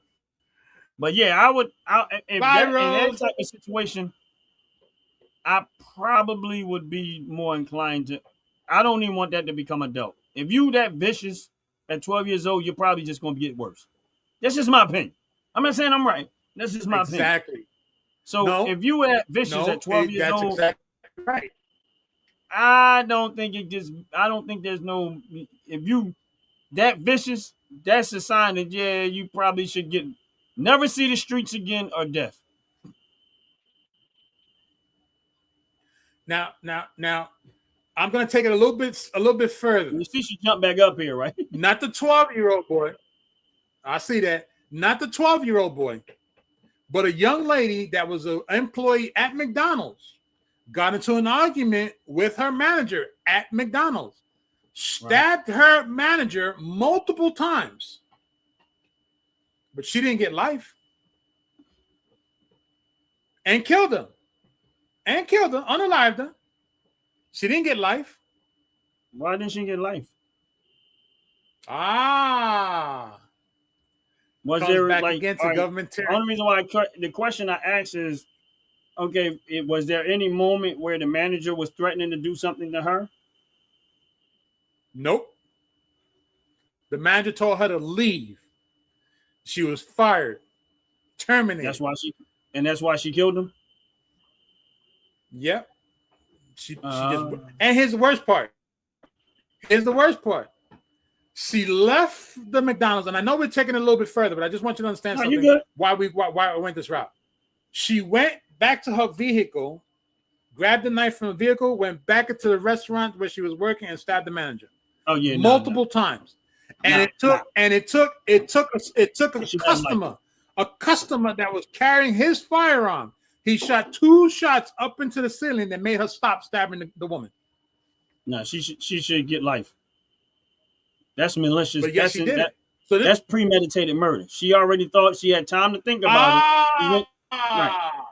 That's premeditated murder. She already had premeditated murder. Right. So she should get life. Okay. So now let's revert back to the young man, the 12-year-old boy. 12-year-old boy went into He should be free as a bird. I know, I'm joking. So you see, it really comes down to the state, the laws of how they function. Okay? Right. Because again, as we see, the overall law should be if you take a life, you lose your life. That's the overall. Right. Because if I could be mistaken, but I believe an eye for an eye is something that is in a lot of religious books. Okay. Yeah, it is. It's in the Old Testament of the Bible in there. So here's my thing: if the overall law in the book of Leviticus in the Old Testament, when they was writing the laws, that's what the law. Take a life for a life, basically. I'm not getting to the old thing, but it's take a life for a life. Okay. So now we look at how government tyranny and the Second Amendment gets violated in many states. The Second Amendment is the overall rule. Right. But yet many states, and as we see as graciously that Ryan had noted to us, in certain countries, they also have this ruling where, no, we're going to let you slide. You know, we're going to be lean on you because you committed a crime. It's not right. It really isn't. No. Now, how we tie this all together when we talk about Firearm Friday is based off of how every state has a different law and how they look at the law. But the one main rule, actually 2 main rules are the Second Amendment and the 14th Amendment are not supposed to be violated by anyone. But unfortunately they do. And then the second part is how law-abiding citizens are the ones that are hindered with the local laws that are literally violating the Second and 14th Amendment. So, now that should be here too. Yeah. It should be here too. So when we talk about all these things, now we got to understand something. Everybody, please understand here on the Firearm Friday show, we don't only talk about specific guns and or specific weapons. We talk about everything that comes around to fit what Firearm Friday is about. Right. Yep. So we understand that here our biggest gripe or our plight is government tyranny. Right. On how the government wants to control what we can, what we cannot have, and or when or where we can actually have what we are supposed to have. So the video that I'm going to show you now, Ron, because I did say that I was going to actually mess up your head for the rest of the night. I gave you forewarning. The video we're going to watch tonight now is a video that you sent me, and I dug a little deeper into it, okay? And I came up with some interesting things that I will need your opinion on. So let's run the video first.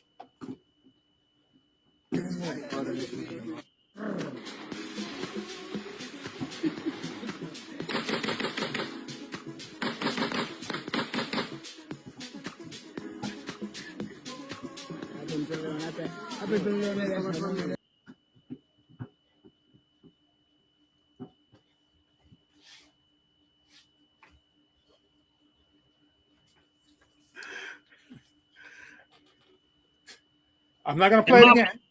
In my head, I'm assuming that these are rubber bullets coming out these guns or something. I don't know.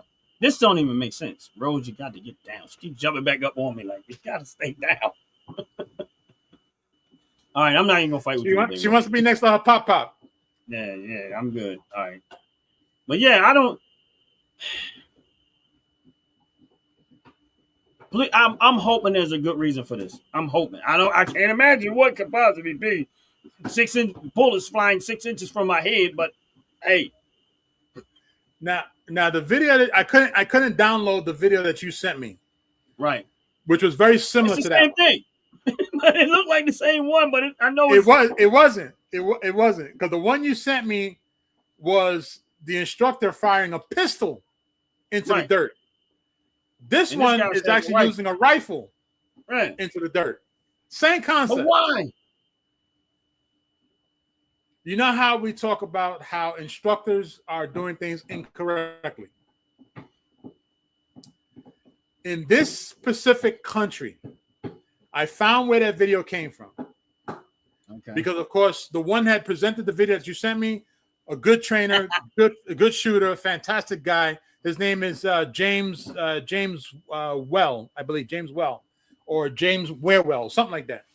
The guy is phenomenal. I reached out. I didn't reach out to him, but I reached out to a lot of his videos. I saw a lot of his videos. Did a little research on him. He's a trainer. He's a sports shooter, and he has a plethora of companies that support what he does. Okay. Now, to me, that means you're just a glorified shooter. Right. You're not an instructor to me, because I don't know where your background is. I don't know how you got to where you are.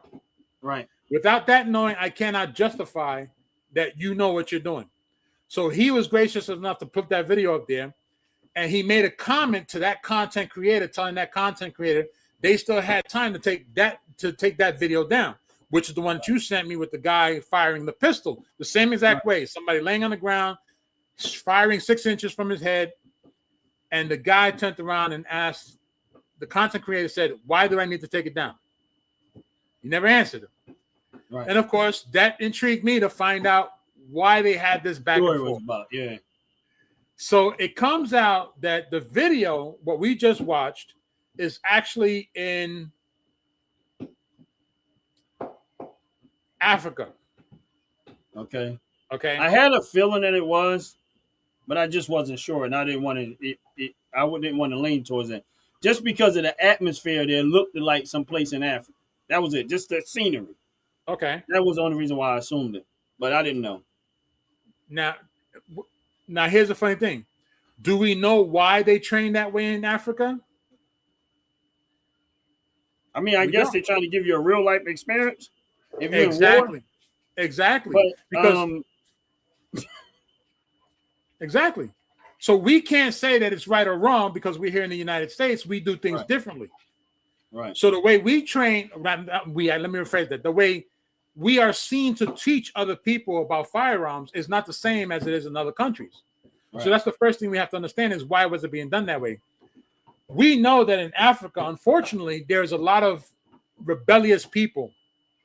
Okay. Right.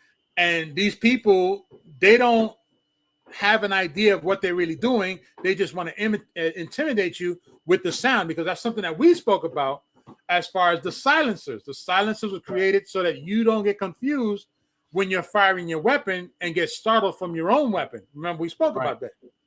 Air protection. Ear protection. Correct. So we look at how in that video, that instructor is showing that person, no matter what's happening next to you, you stay focused on what you're looking at and firing at. That's the bottom line. So, of course, I dug a little deeper. And okay.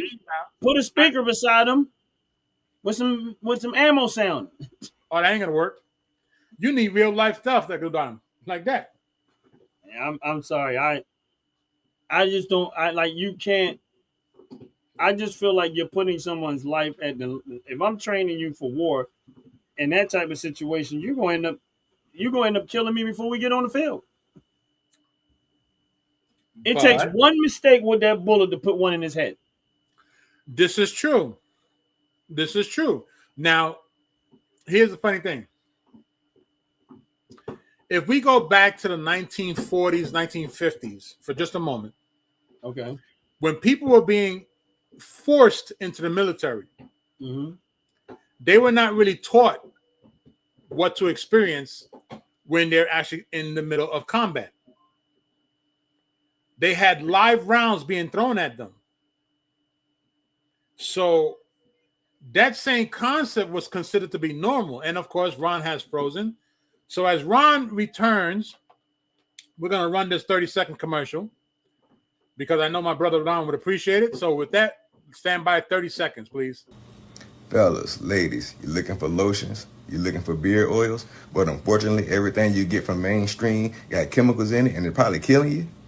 No problem, we got you. Go check out my people from Top to Bottom Hair and Skincare. That's Top to Bottom Hair and Skincare. www.top2bottom, BOTTU, the U is for unique, M.com.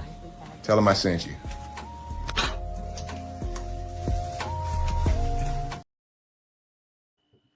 All right, so as we wait for my brother Ron to come back, everybody, please hit that like button, hit the subscribe button, because there's a lot of content that we love to share. And of course, big old shout out to Ryan for sharing his points of view. And of course, the comments in the chat room is always appreciated. And every interaction, including the actual like button, is always appreciative, because this way we know that the content that we're talking about, many people are comfortable with and they want to see it. So this is what we strive for. We strive for the interaction. We strive for people just letting us know what they want to see and hear. Okay, so don't feel ashamed. It's nothing bad. Hit the like button, share the content, subscribe to the OG Network. If you subscribe to the OG Network, we're going to give you a promo code OG Network 26 for 15% off every purchase that you do over at Top to Bottom. Excuse me. You only got to spend $35 and you get 15% off using the promo code OG Network 26. Yes. And of course, it is something that's beneficial to you because, of course, Ron is a person that can speak of the products there because he has purchased many products. And he knows exactly what the products are. So he would not, I want to say, speak highly of anything if he does not feel comfortable with it. So with that being said, a moment ago, we was talking about how we can see a person laying on the ground. We talk about how in different countries, people get taught different ways of using firearms. Right. And they're getting trained different ways. So when we look at this factor, we have to understand we cannot. I got a question for you, Jay. Go ahead. Go for it, brother. What if you was the guy on the ground? Listen, if I'm the guy on the ground, I got to be ready for it because that's what I signed up for. If I signed up for it, I got to deal with it. If I'm the guy on the ground and I got live rounds in mine, I'm gonna turn around and put you down. Hey, then you got to put me down. They gonna say, "Why'd you shoot him?" Well, I thought we was having some real live event. So he shot at me, I shot at him. What's the problem? Yeah, I get it. I really get it. And I tell you, it's when I looked into the guy that did the video. Right. He's an instructor. I mean, that's your country. That's how you train. It is what it is. I'm personally like, I don't think you have to be that extreme to get your point across. That's my whole point. Well, this brings me back to the statement I was saying before, Ron. When in the early 40s, 50s, and 30s, before we had choices, many individuals were forced into the military, and they didn't know what they were coming into. No, I agree. And they had live rounds shot at them, right? So they could learn what it's all about. One of the most famous movies that spoke about that was Apocalypse Now with Robert Duvall, when all the famous actors that many people know were very young, like Charlie Sheen. Charlie Sheen was 17 when he did that movie. Okay. Lawrence Fishburne. Lawrence Fishburne, I believe, was 16 or 18, one of those two, when he did that movie. And they didn't know what was happening. And they thought it was live rounds being shot at them. But they had to make it so lifelike so they understand what it's like. Right. So when we look at other countries and how they're being taught how to use weapons, we cannot say that it's wrong without us knowing or understanding why it's being done that way. Why they're doing it. Right. No, I agree. So that's that's right. Go ahead. you know, when I send you a video, you know, I don't really like look at them and I don't deep dive Yeah, I into know. it. But we, like I said, this is the reason why we do the show this way, so that we can have our own individual opinions on it, right?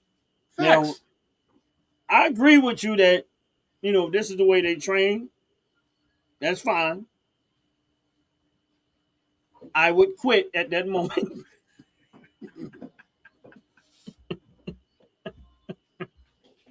But listen, I get it. If you want to give them a real life experience, you gotta do what you gotta do. But I feel like that is because I know what bullets do. Right. I know they ricochet. Right. I know they have a tendency to do something that you didn't expect them to do. True. So that's why I just feel like that's a bit too risky. Like, you can let the gun off, but why do you have to shoot so close to the person to get your point across? Like, I watched this story Go ahead. where this father lost his own son. He accidentally shot his own son. And actually, it was on forensics, right?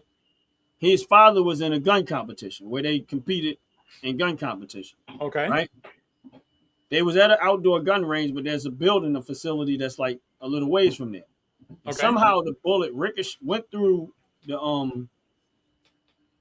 eyebrow part where they had like the boards, what they call the eyebrow. It went through a little small part of the eyebrow of the gun range, missed the dirt berm, because of course there was a maintenance issue with the place too, but missed the dirt berm, went through the roof, like the part between the side of the building and the roof of the part. It went through the steel of the roof, ricocheted off some drop ceiling. His son was sitting in the doorway of this place on the other side, and it came down and shot his son in the head. Okay. And he accidentally, like, it went through so many obstacles and hit his son in the head. And this man has to live with it every day that he accidentally shot his son. No one would have ever thought that the bullet would have been able to do all of that before he got to his son. That's the reason why I say, I think that's listen, I get that that's how they train, but in my personal opinion, I just think where you think you predicting what a bullet's going to do, they have a tendency to sometimes surprise you. And I'm going to have to agree with you. Yeah. Okay. Now, as I agree with you, and like we said before, this is the reason why we do these videos, is because we always come up with something great or controversial. So if I was to say to you right now that I know for a fact, unequivocally, 100%, 10 toes down, okay, no one in their right mind would even dare step to me and say that I'm wrong with this one. Are you aware that the United States Marine Corps still, and I say this very emphatically, if that's a word, still to this day uses live ammunition to fire amongst the boots in the Marine Corps during training? All right. I have to agree with you. Only because I know somebody that's, like, I ain't gonna say closely, but I remember them talking about, this wasn't even that long ago. They were a lot younger than me, of course, but they were talking about their experience in the Marines. So I was like, they what? So you see, this is the reason why everything comes round. It sounds like we're talking things out of the ordinary, but there's always a way to bring them back together. Back to the starting point. Subject at hand. Right. And the reason why I say that is because I remember it happening, and I just had to see if it was actually still happening. And we're talking about a good 30 years. It's still happening. Live ammunition is being shot at Marines that are learning how to be Marines. Okay. So if I could tell you that I remembered it, and that was like 4 decades ago. Right. And it's still happening. So what we just saw in the video constitutes to the same thing. It just looks unfortunate when you're seeing it happening and you're like, well, damn, we cannot be that barbaric. Right. I mean, I get it. I mean, don't get me wrong. I'm not saying that. I'm just saying that that's uncomfortable. I understand it's uncomfortable. And I can tell you like this from experience. I remember the words like it was yesterday. As long as you don't stick your head up past the line, you don't have to worry about the bullet hitting your head. Because I could tell you that when it's happening during training where you are actually in the trenches. What we call the trenches is the dirt, and you have these a specific height of wires above your head, and you have to learn how to literally crawl across with your pack, okay, and your rifle. You have to go underneath this line. If your head comes up at any moment past that line, you're done. And it ain't a high line. It's not like a good 26 inch. No, it's a specific height. Now, the reason is because they believe that height is the height that the trajectory of a bullet would not able to come down as it's fired. That's the theory behind it. There's no proof behind it, but we have seen, as many times we've seen, including big shout out to Van Tech and the Van Tech family. We've seen how the father showed his son how to actually be a sniper. Right. Yeah. Now, at no moment, Ron, I could be wrong about this, but you tell me, have you ever heard of a sniper hitting something that's 6 inches off the ground or 12 inches off the ground? Have you ever? I've never seen them shoot at nothing that close to the ground. That's the theory. And as we know, the theory is an opinion, but that's the theory.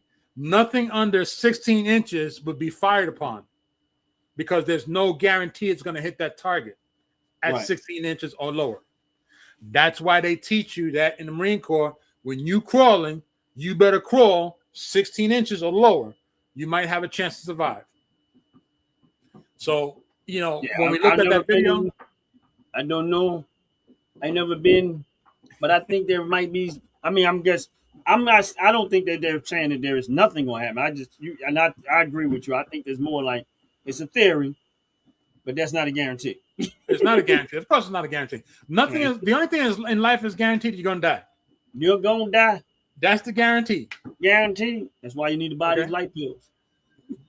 And listen, when I start doing my reaction videos, you're gonna laugh when I show you the life pill. You're gonna laugh. I'm telling you now.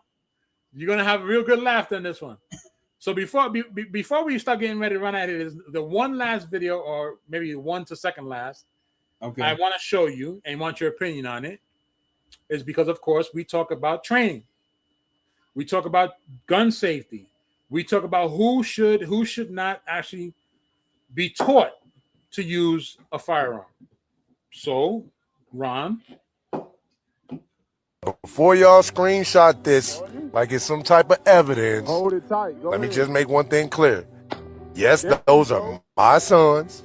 Yes, those are firearms. And yes, if you pay attention, I'm standing right there. Now that last part, it matters the most because high key is 2026, dog. Kids can learn anything without a parent nowadays. They get cussing from YouTube, lying from TikTok. Then they got the nerve to get their confidence from people who still live with their mama. Hold it tight. But if you let dear old dad teach them what to do with a mag, now everybody got a badge. Everybody want to pull out their Bible. Everybody want to write a paragraph. Look, y'all need to relax, real talk. I stay in Arizona and I was raised in Detroit, you feel me? Now, I'm not raising soldiers. Well, I am, but really I'm just trying to raise sons who understand dangerous things require discipline. I tell them fire does, cars do, money does. Even your mouth if you don't know how to watch it and use it in the right terms, you feel me? Honestly, some of y'all need supervision before y'all even open up the comment section. Y'all go off no facts, no content, just trauma, drama, and unlimited data. Turn the safety my on. tongue twister. But look, the first lesson here, it's not about shooting. It's listening. Slow down. Think first. Respect what's in your hands, you know? That lesson is way bigger than any gun. One more. Real talk, one day I'm not going to be standing this close. Yeah. So while I am, I'm making sure the lessons are not louder than the gun.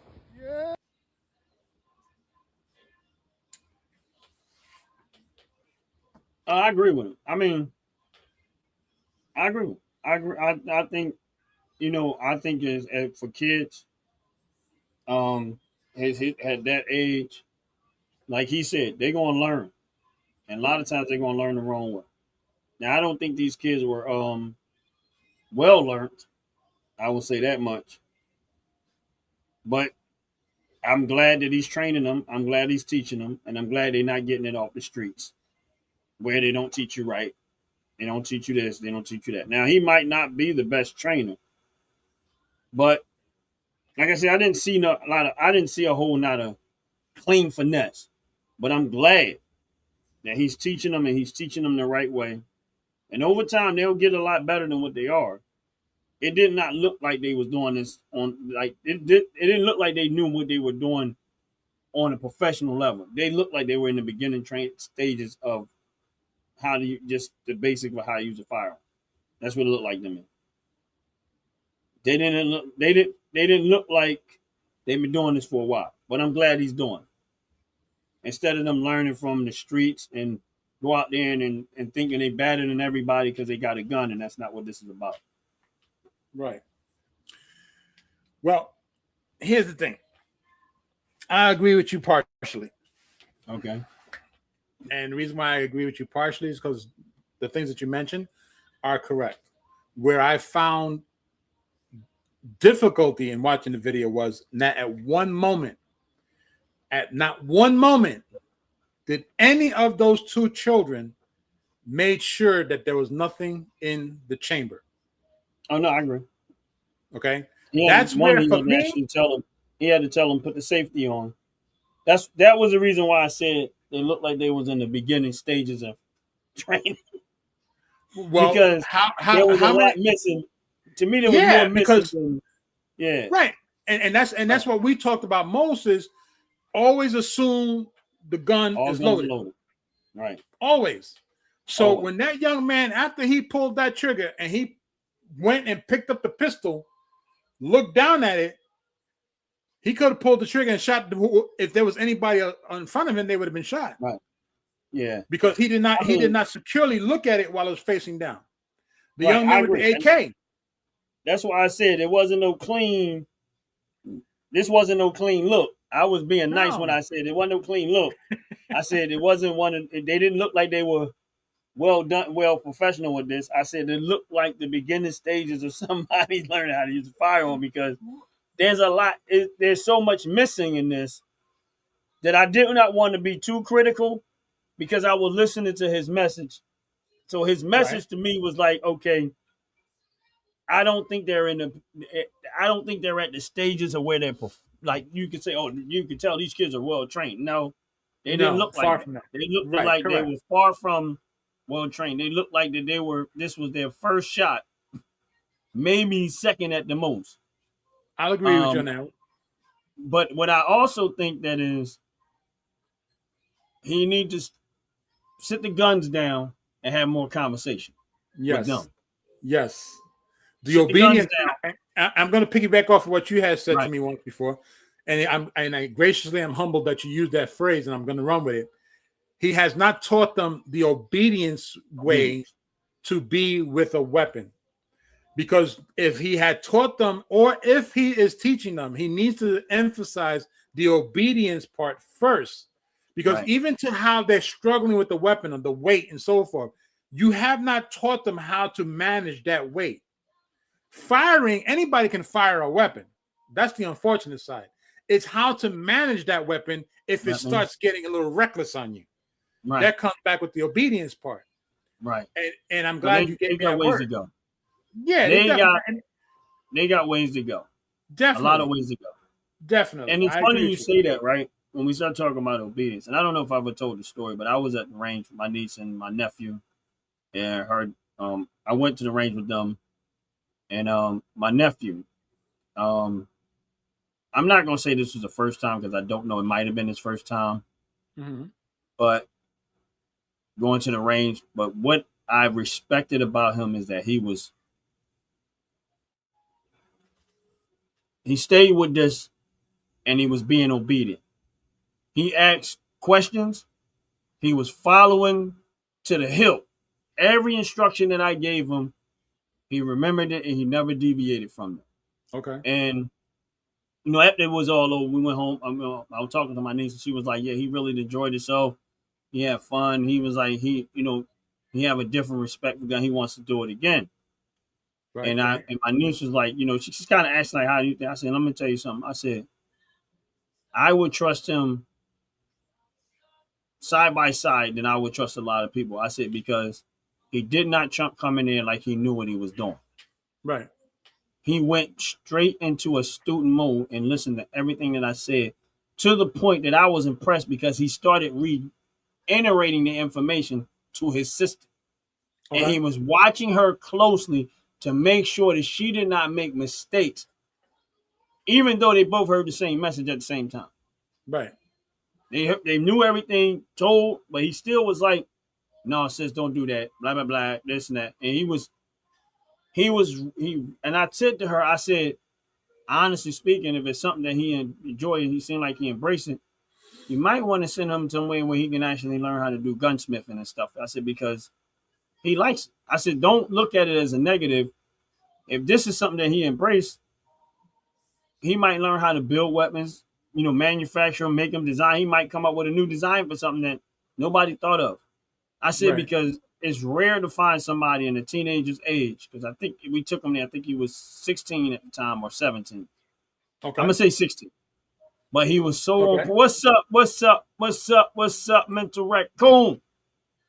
How you doing? God bless you. He was like, he was sick. I think he was 16 at the time, but like I said, I was highly impressed. I was. Cool. I walked out of that gun range more certain that if he took where he was at that gun range, I knew he'd be okay. I knew he wouldn't be out there wilding out and stuff like that. He had fun. He had a good time. He enjoyed himself, and he got to shoot everything that I had at that time. That's what I'm saying. That. Let me get 30 seconds in there. Mental Raccoon, listen real quick. We appreciate you sliding on through. Mental Raccoon, listen. I got to tell you this from the bottom of my heart, brother. You keep doing what you're doing, brother. Don't get sidetracked with what's happening out there. It's your craft.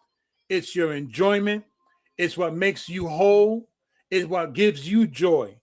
Don't worry about what society is dignifying what you're doing. Right.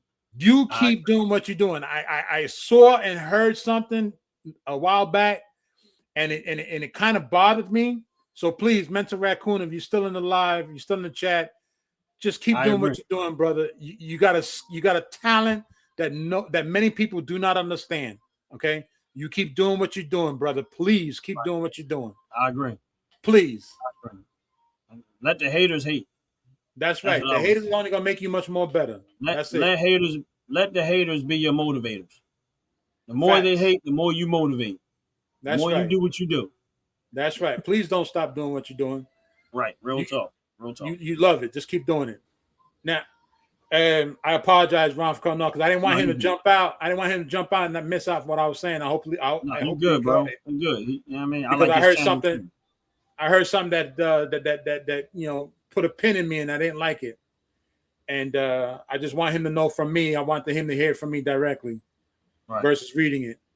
Now, we a moment ago we was talking about how training is a factor, obedience is a factor, and you mentioned a moment ago how your cousin or your nephew enjoyed the gun range so much, and how one day he could probably be a builder of weapons or a blacksmith or something of that nature.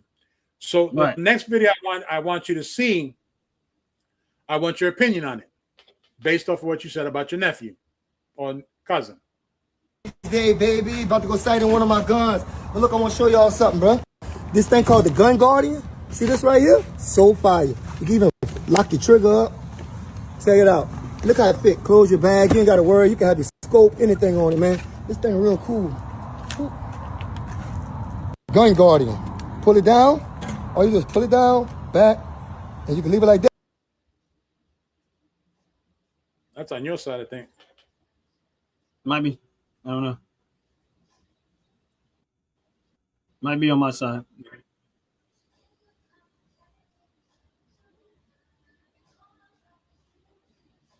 It's definitely on my side. Okay.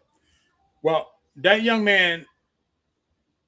Let me see if I can get it back up there again. Maybe I put it back up. It might fluctuate into forcing it to work. Day, baby, about to go sight in one of my guns. But look, I want to show y'all something, bro. This thing called the Gun Guardian. See this right here? So fire. You can even lock your trigger up. Check it out. Look how it fit. Close your bag. You ain't got to worry. You can have your scope, anything on it, man. This thing real cool. Wow. Okay. Yeah. It ain't working. I don't know. But whatever. Okay. So here's the deal. It's called the Gun Guardian, right? Right. And as we saw, it actually protects the actual trigger from a misfire or a unseen firing because it protects the actual trigger. Now, the more important part for that video of what was is that it's an AR in that metallic blue. That thing was beautiful. Yes, it was. Yes, it was. Beautiful. Okay. Now, I wonder if maybe if I played it. Oh, I don't know. Okay. Well, let me just double check something. I like it. I like that blue. That thing was beautiful. Yes, it was. Okay. When I seen it, I say I gotta show this to Ron because it's, of course, I know you have a couple of ARs, and you love AR platforms, and I wanted to show you this metallic blue on how pretty it was, and it's a damn shame that it doesn't want to play. Even on my side now, it doesn't want to play. But I'll send you the video. And rains day, big birthday.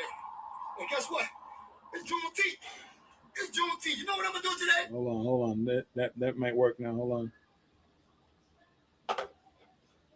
Where is I liked that blue. And funny thing, a place I used to work at, they used to have about to go sight in one of my guns. But look, I want to show y'all something, bro.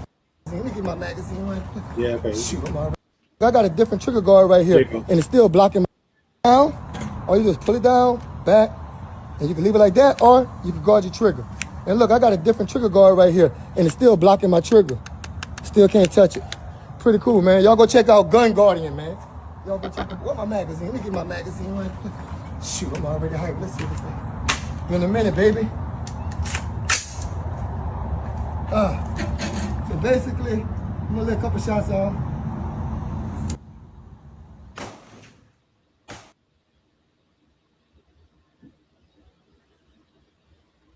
Bam, bam. Cover my trigger. Just like that. Gun Guardian, man. Hey, brother, and they got all kind of different colors, everything. And guess what? It's Juneteenth. It's Juneteenth. You know what I'm gonna do today? I'm gonna have a sale on bullet beater. So go to bulletbeater.com and go get you a bullet beater. It got a sale going on right now. He need to tell us where he got that damn customized pistol at. That's what he need to tell us. Yeah, that's why he was supposed to tell us. That's Black Rambo. Oh, that's Black Rambo? Yeah. I met him before. Okay. Yeah. He was one of the gun shows I was at. Same one I go to in Oaks, PA. He was there. Okay. Man, we busted up for a little bit. You know what I mean? Matter of fact, of course I follow him on YouTube. He actually follows the channel too. But he's a cool dude, man. Like I had a little bit of powwow with him. Not long, but he actually a decent dude, man. But he got a lot of gun content, bro. This dude, man. Man, that he needs to tell us.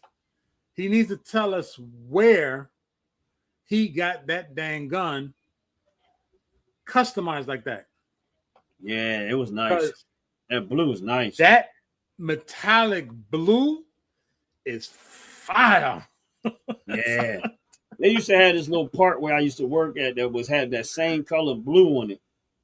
And I used to wonder, I was like, man, if I had something painted, like a car painted with this color, it looks so nice. But when they done it, looks nice. I would do it. I ain't gonna lie, I'd do it. Oh, I would too. I would too. I would hang it up right behind me. Now, what I won't do before we leave the show, right, is do this buffoonery. Uh-oh.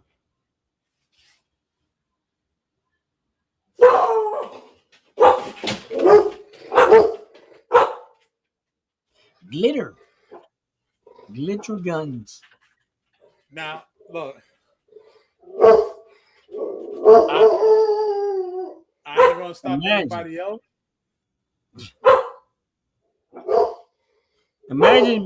Imagine getting shot by a glitter gun.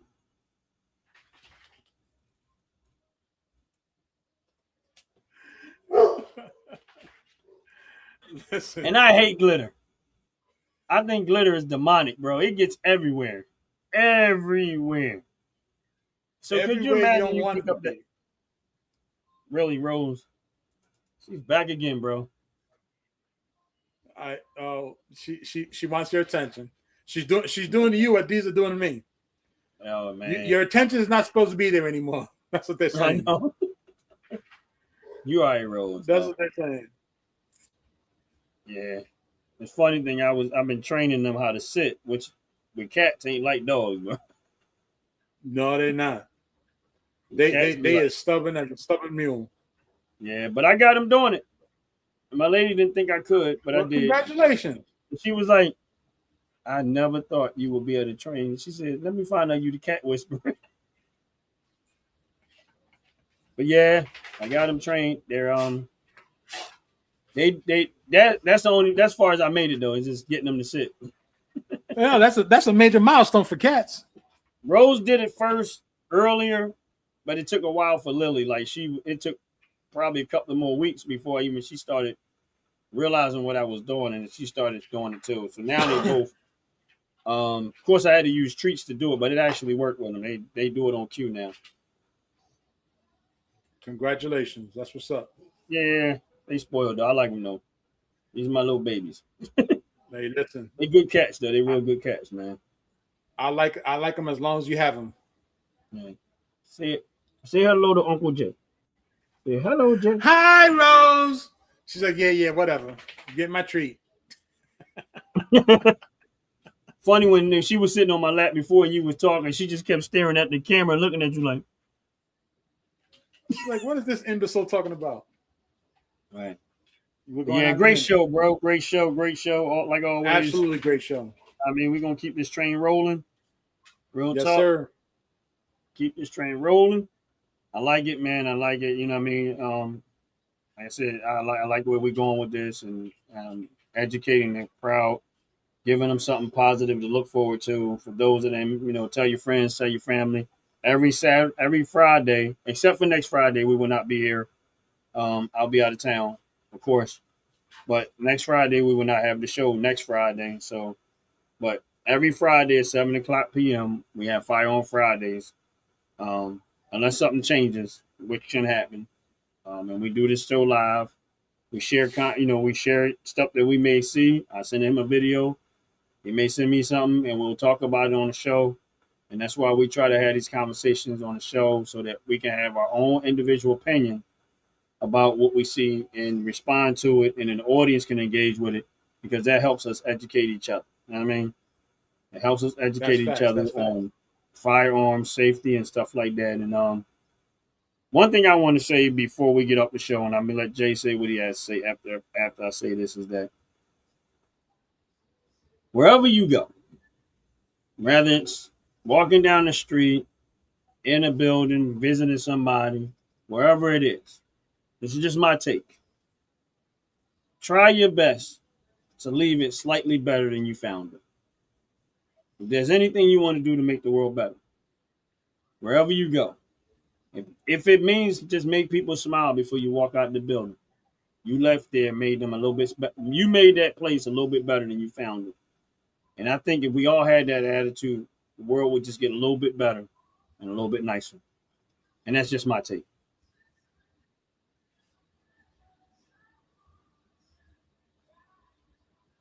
Any last words, my brother? I can't even say anything after that wonderful speech. There's nothing I can say. Actually, no. The only thing I can say is, everyone, of course, we appreciate you sliding on through, whether it's during the live or watching the recap. We appreciate it. You know, share the content with someone else. Let someone else know what we do. We do what we do because we love gun talk. Gun talk does not only specifically mean about a weapon or a style of weapon. It means everything behind gun talk, from protection to learning to understanding to obedience to trusting, everything to the laws. And the biggest thing that we stand 10 toes down on is against government tyranny. The government should not tell you what to buy, how to buy, when to buy, what you can buy. Okay? Right. Because if they tell you can't, it is because they don't want you to have something that's going to stop them from getting in your business. That is why it's the Second and 14th Amendment. The Second and 14th Amendment are two overall laws that are not supposed to be hindered on anyone. So with that being said, please understand that our channel here on Ron's Opinion Don't Matter OG Network. Yes. Firearm Fridays, 7 p.m. You're going to get a whole slew of stuff getting talked about. And it's all about the laws, the Second Amendment, 14th Amendment, guns, gun talk, and so forth. Because at the end of the day, we're just here to get people to understand what guns are about, the safety behind it, and the actual dangers behind it as well. We may talk about videos, we may talk about pictures, but at the end of the day, it's all about all of us coming together and understanding and how to respect the weapons of choice, even down to our own personal ones that we have purchased. So with that being said, I appreciate every single one of you that come through. And I give a big old shout out to Mental Raccoon, to Ryan. I think it was Ryan Anthony, if I'm not mistaken. Yes. And big old shout out to everybody else from the OG Network family. Yes. Coco Lovely. Appreciate her stopping on through. And a big old shout out to every member of the OG Network, because I know everybody's doing their own thing. And of course, it's always a pleasure to see everybody to come together when we can. And you know, like you said before, we're going to keep rocking with this show. Yes. Those are still on the live. Out the Pit Live is on right now. And if somebody wants some other content to go to, just go check out the Pit Live. Oh, yeah, that's right. They say 9 o'clock. They're on live right now. They're out on live doing that show. I got my thing playing, but I'm going to bed. I got them on, but I'm going to bed. I promised them I'll swing through. Yeah. But I'm gonna be there, but I'm not gonna be let's shut it down for a bit. All right, brother. Everyone, y'all have a blessed, wonderful day. All right, day. brother.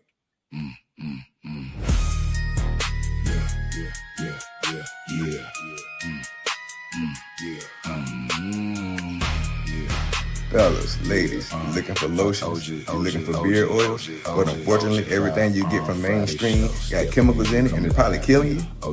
No problem, we got you. Go check out my people from Top to Bottom Hair and Skincare.